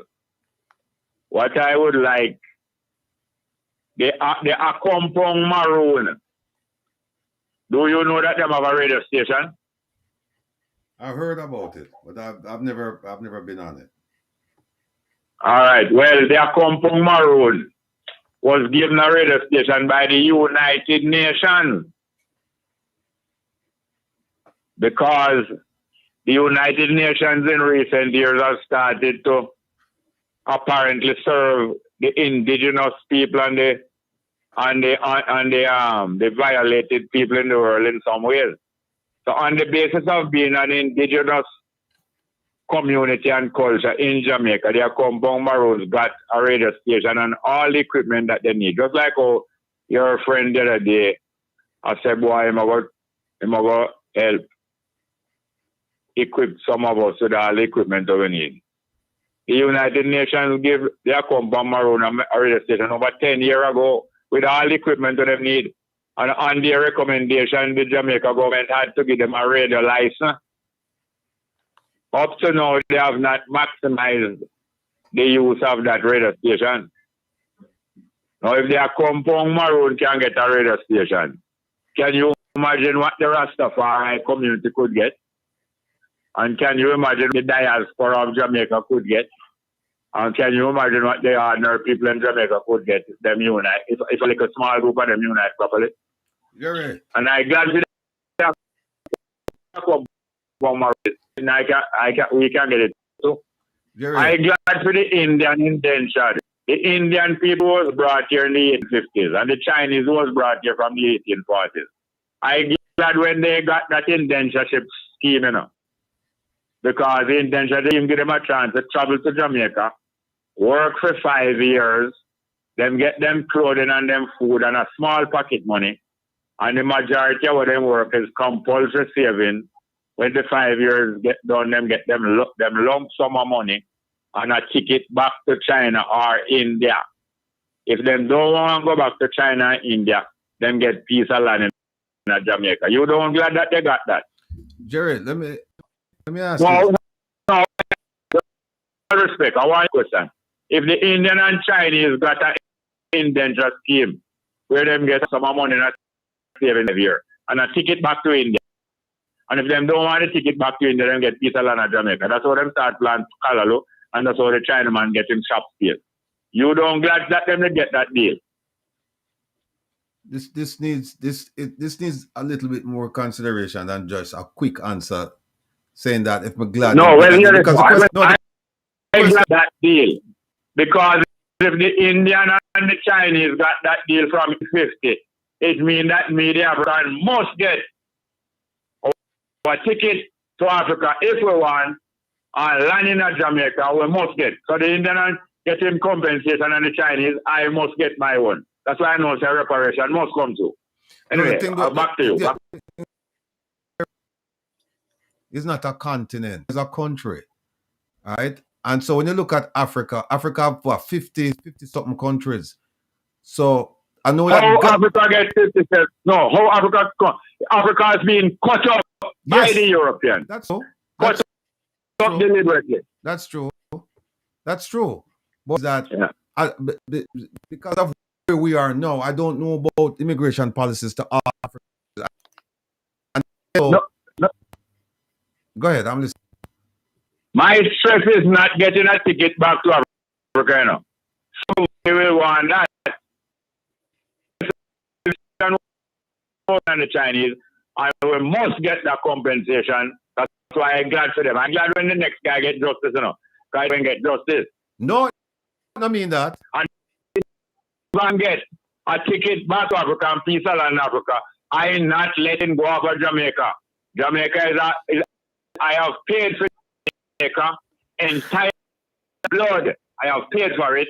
And when I even go back to Africa, I will still have your sort of trading post in the West. Right. I don't have any issues with that, you know. I don't have it, no, the last part of it. But the idea that because the Indians and the Chinese get it, then you are gonna get it. I'm not so sure I subscribe to that.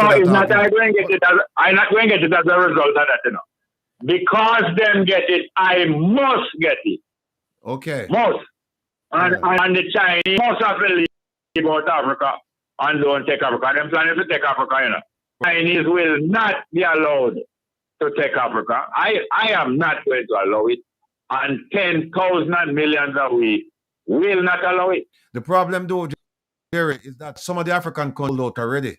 I can tell you about some of the African countries. They have sold out. They have sold out.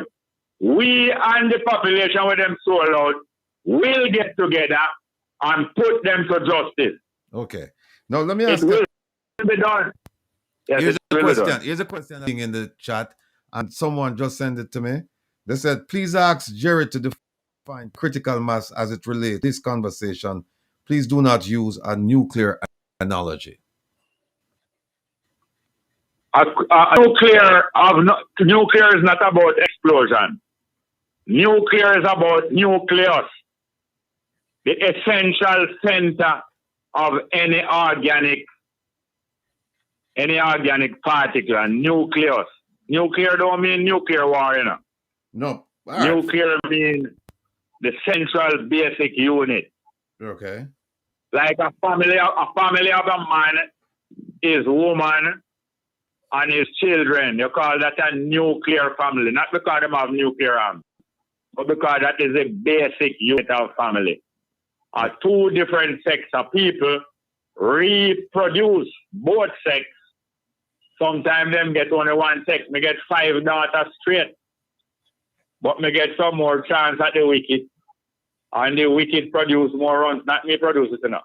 The son come after a while. But that is nuclear. That's what nuclear means. The basic unit. That's what nuclear means. Don't make these terms frighten you. No. The question though is,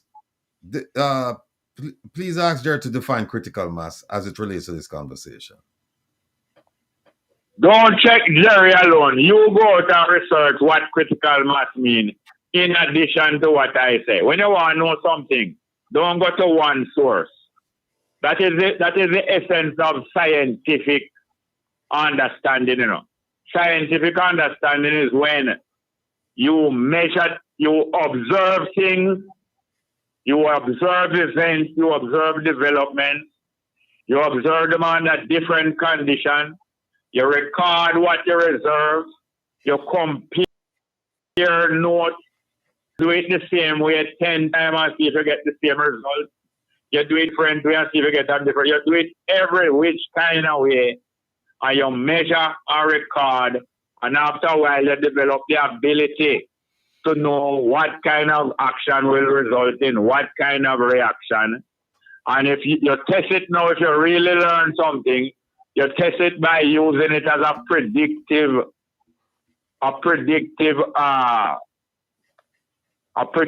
formula.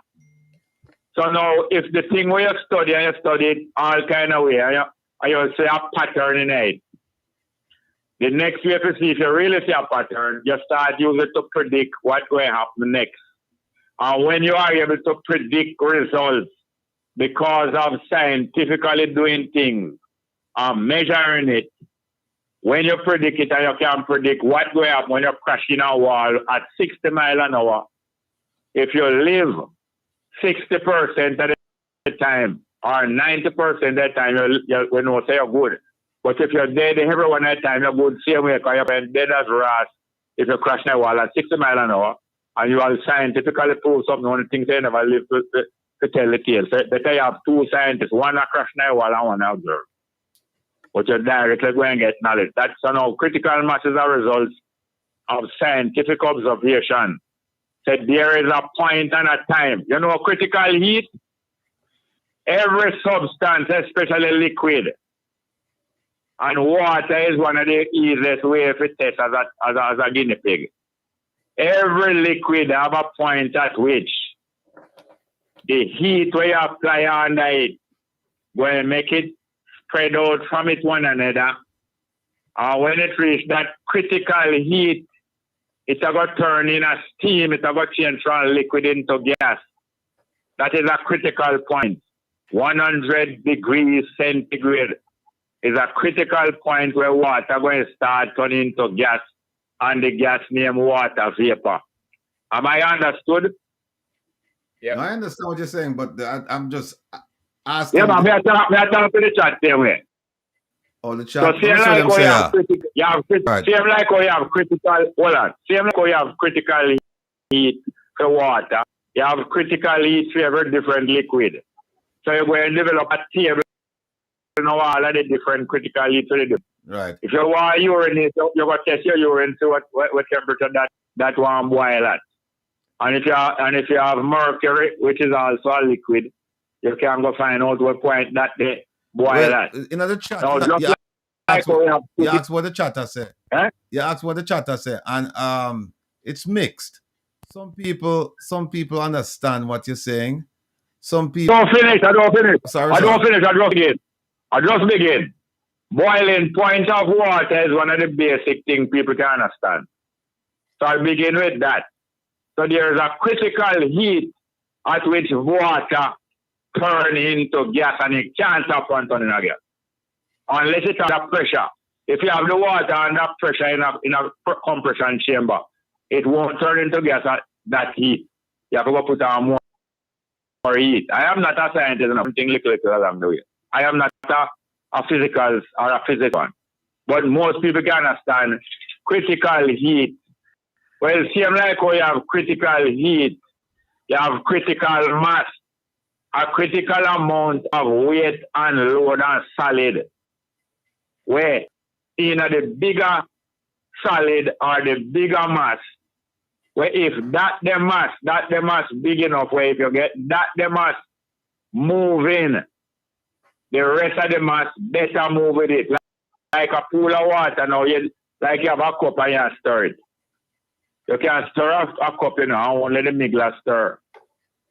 There is a speed at which, and a force which if you're stirring that cup, every ras in the cup have to start move.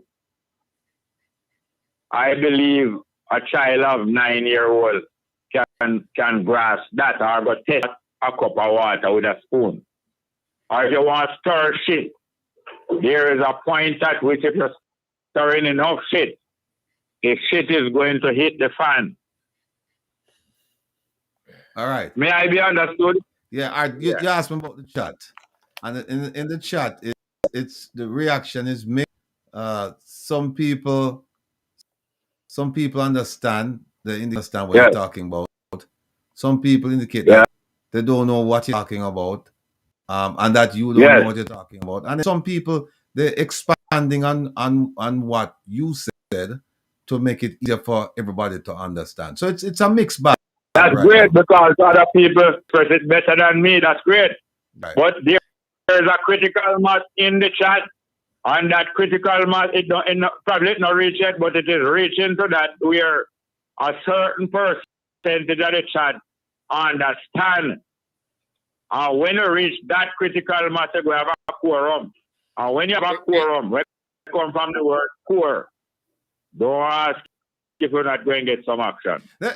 Jerry, in explaining this and other things, have you ever come to the conclusion at any point that wrong on some of these things? That I am wrong about what? Specifically about what? About critical mass. Have you ever thought, well, the way that you used to explain it, it doesn't really hear me now? Hear me? Yeah. Hold on. There is physical science and there is social science. And the fact is this, that the human being in association with a human being have predictable behavior. And in different societies, different groups of human beings in association of human beings in that society have peculiar behavior and so on. But the fact you have physical science, physics, and you have biological science, and you have chemical science.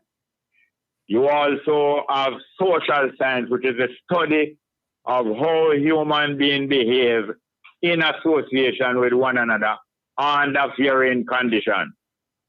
And that is what you call society. Society means people in association with each other. And it has been proven that human beings can apply their mind to observation, measurement, experiment, varying the condition and recording different variation and results. Study human behavior in association with one another, we end up with many social sciences. You have just a geography is a social science. Yeah. You know what? Somebody just question. It started to generate a whole interest. You're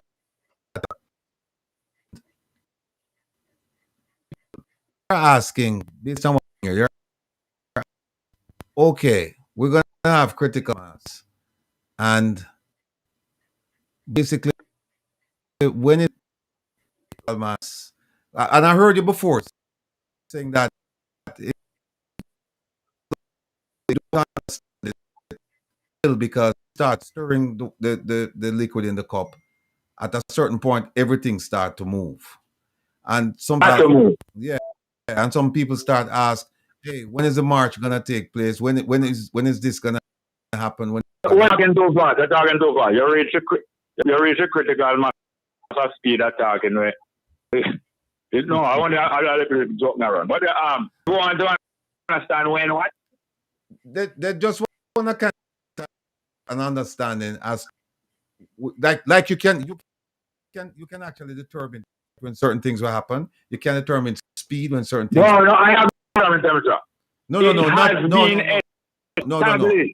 hold on, Jerry.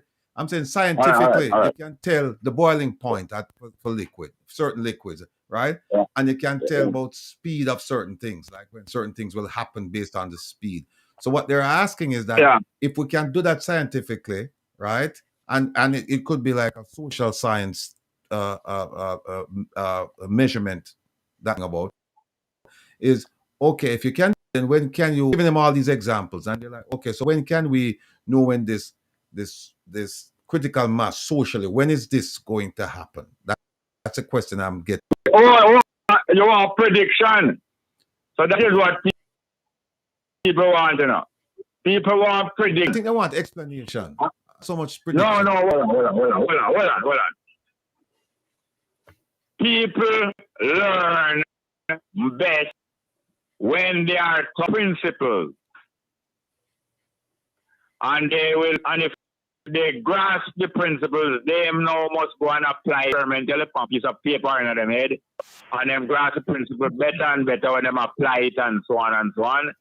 But at the same time, some just like how people are look lead and people are look personality, they are misled looking at an individual lead and individual personality. Okay. They also looking prediction. Somebody predict some like horoscope. That's why people horoscope. Try to learn principle horoscope. Try to learn the principle of life more than a horoscope, and I try to look one personality where going to lead you, or where look one profit when this, that, or the other. People, and you same time them find that profit, then bow down to them, and then the prophet start worship the prophet there. If I even hear a worship, then start carry all of them money, go get that the prophet there. Then when that the prophet there, them crown that the prophet as bishop, you buy one ring, give the bishop, and then when you go to the bishop church, you go kiss him, and you will kiss him ass too. Don't bother follow that principle what if you predict this, that. You try understand the principle and make it remain equal, and no guy no overpower personality or no master. That's why me not relish nobody I call me no master. And even the Jesus they tell people say, no call me no master. Nobody call me nobody. The Jesus they tell people say nobody come flatter me, you know. All right. But them go build it in a religion table. And the guy them will remain at them dead, turn it in a religion, you know. All right. Jerry, we only have about 70 minutes left. Ask you this question. Recently, the police raided that compound. They raided that compound back in, I don't know, 29, I believe. Child abuse. I believe it was 2021. I believe it was 2021. Okay, all right. Well, what them did raid? What them did raid a compound for? I'm sorry, didn't hear you. I believe it was 2021. What did they raid? I think, not essentially the same thing. That children married to underage children being married. That's really Oh no, no. I'm not talking about a compound. I'm talking about the compound. A compound. Yeah, a compound. No. Yeah, you're talking about religious compound. The line. Talking about the recent raid on the compound. Yes. Them, a couple of years ago, at a cult place. Right, and no, they just did it again.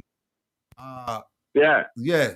So, what are your thoughts on religious? Because some they're claiming that it's religious freedom and that these young ladies, they're over 16 or just about 16, and they're saying that the police raided the compound without providing them with due process, without without All right.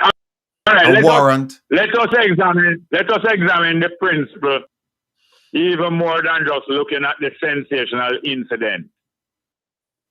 The principle is this, that cults develop amongst human beings.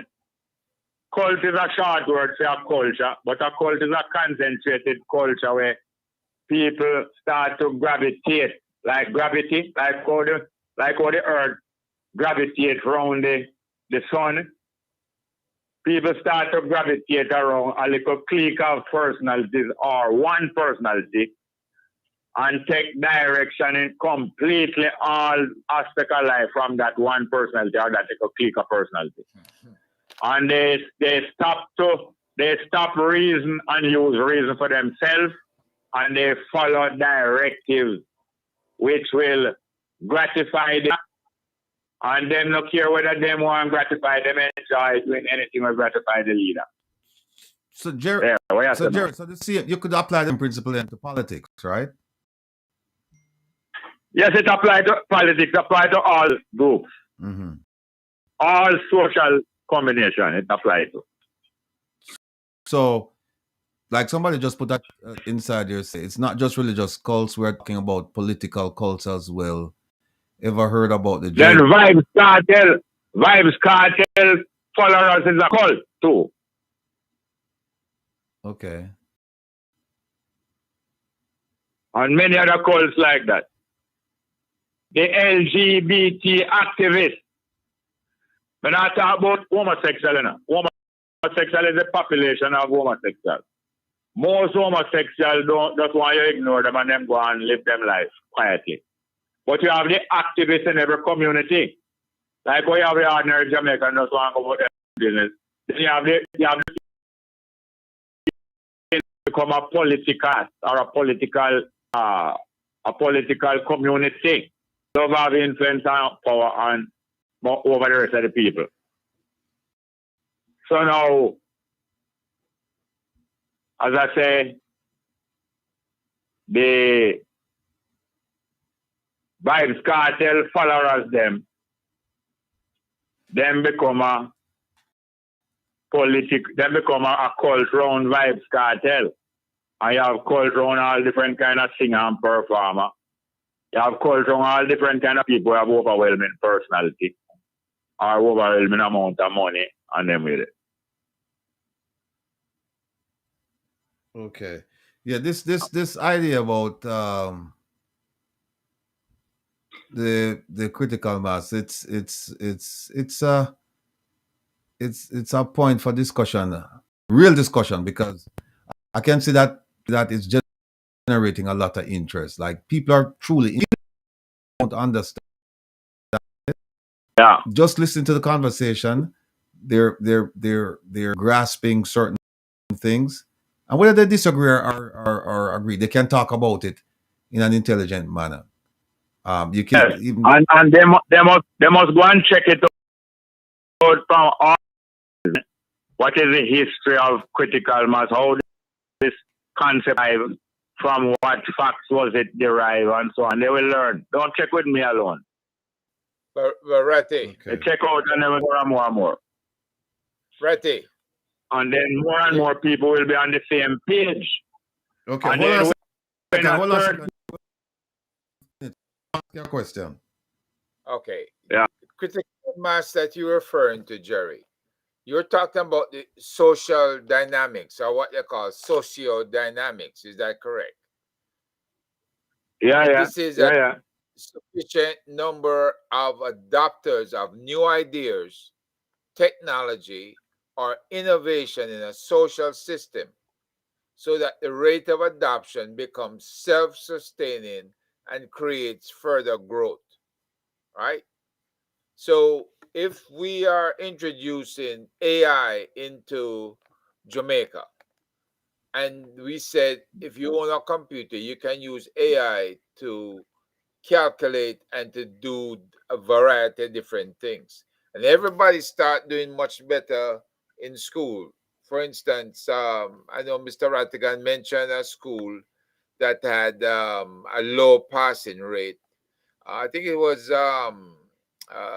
Holy Trinity a school near the cathedral.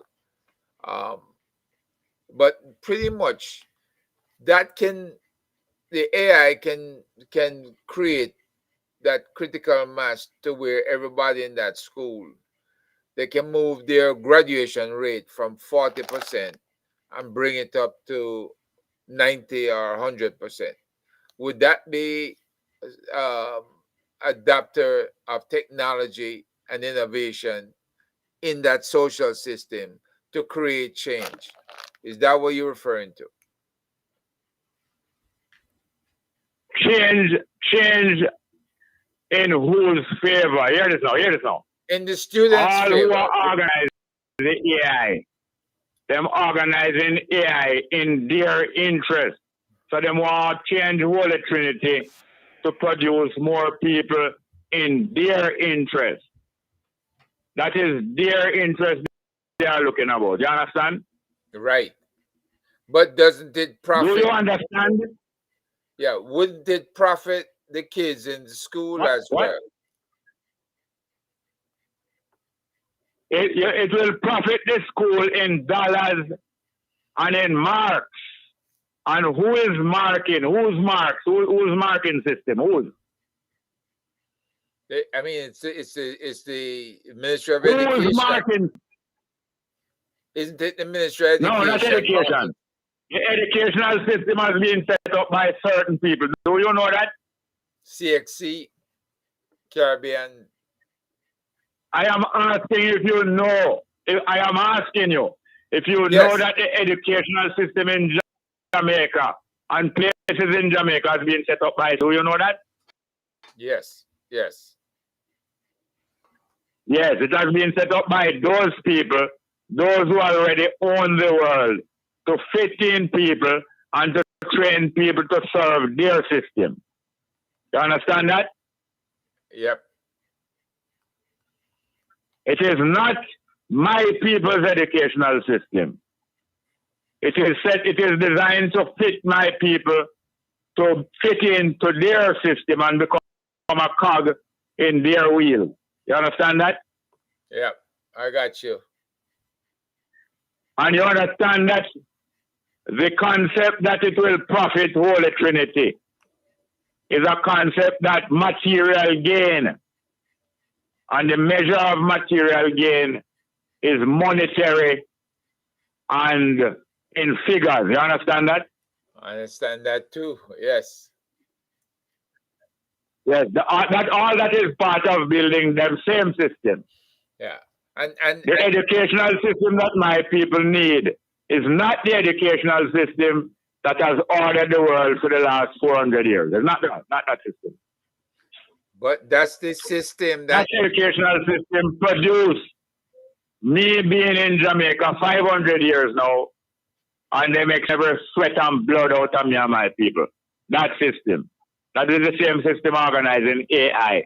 Not to help me, but to take me over, to take over human being with artificial puppet and artificial human being over human being.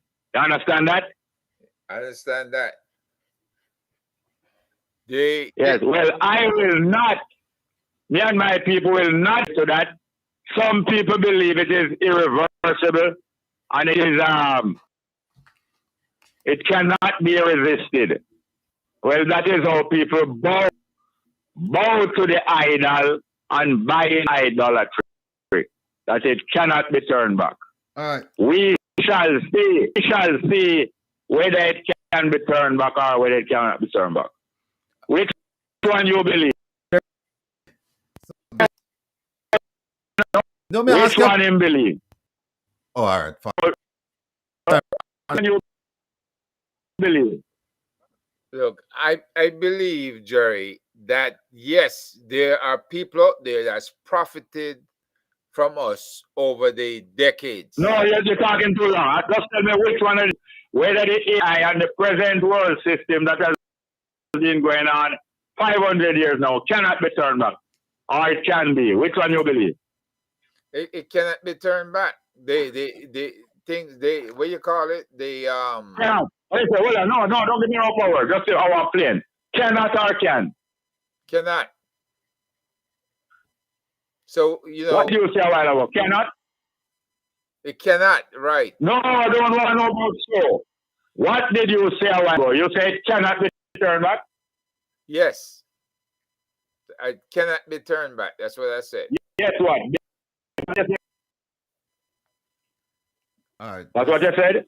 Yeah, he said it cannot. Yes. No, I'm not going to talk nothing more like It cannot be turned. we shall see. Well, you see, Jerry, it's like you. No, we're not going to do that no more. We shall see. What is it, Rattigan? No, this is coming from an educator, Dr. Francis. No, we're not going to. We shall see. All right. We shall see. It's been an respects. We started out great. Sudden we had called to get Jerry on, and that was an issue. I don't know what's going on, folks. I've been told. Well, I won't speculate. We're at difficulties when we shouldn't be having technical difficulties. I think that possibly be done. So, yes, these situations, all those things were fine. We started having problems at a certain point, almost every week.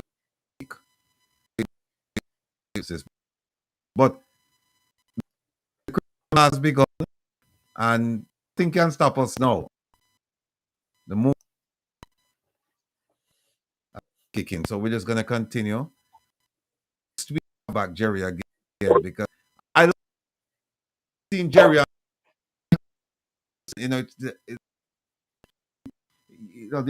There when I see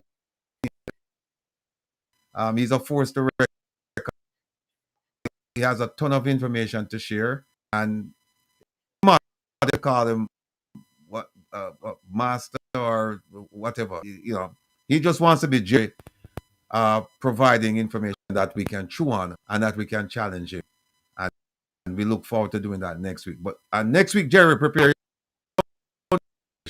Talk to you. You mentioned some Rastafarian religion a while back, and it's been, and it's been wrapping my head around it, and I just want to ask some questions about it and get into a serial that people can understand the concept, the religion, your thoughts. So Rastafari is not a religion, but some people have turned certain aspect of Rastafari into religion to their own, and that is how Christendom. That's how Christendom was developed also, mainly by Rome, to the benefit of Rome and others. All right. And it turned into a business. And the church collection. Yeah. Well, the church collection was invested in. We're going to talk about it, and I just want to you the way the concept. I've never heard it explained like that before, and I'm very interested in hearing a fulsome discussion about it, and I'm sure other people will be as well, because we all it's all about learning, it's all about disseminating, and it's all about learning, and it's all about humility as well. So that discussion with you next week, and people tune in tomorrow at 4:00 on Waterhouse Vibes, the YouTube channel. Jerry will be there. I will be there. I think Herb, if he's available, he'll be there. And the host will be Nita from Waterhouse, a man I've known for many, many, many, many years. Be a humdinger of a discussion, not an interview. It's just a discussion about issues. So continue to support to get this critical. We shall see. We shall see. We shall see indeed. Thank you so much for tuning in. I look forward to receiving all of you tomorrow. Bye-bye. Jerry, we talk soon. All the best, Herb. All right, Will. Jerry. Take care of yourself. Good talking. All right. All right. Later, Will.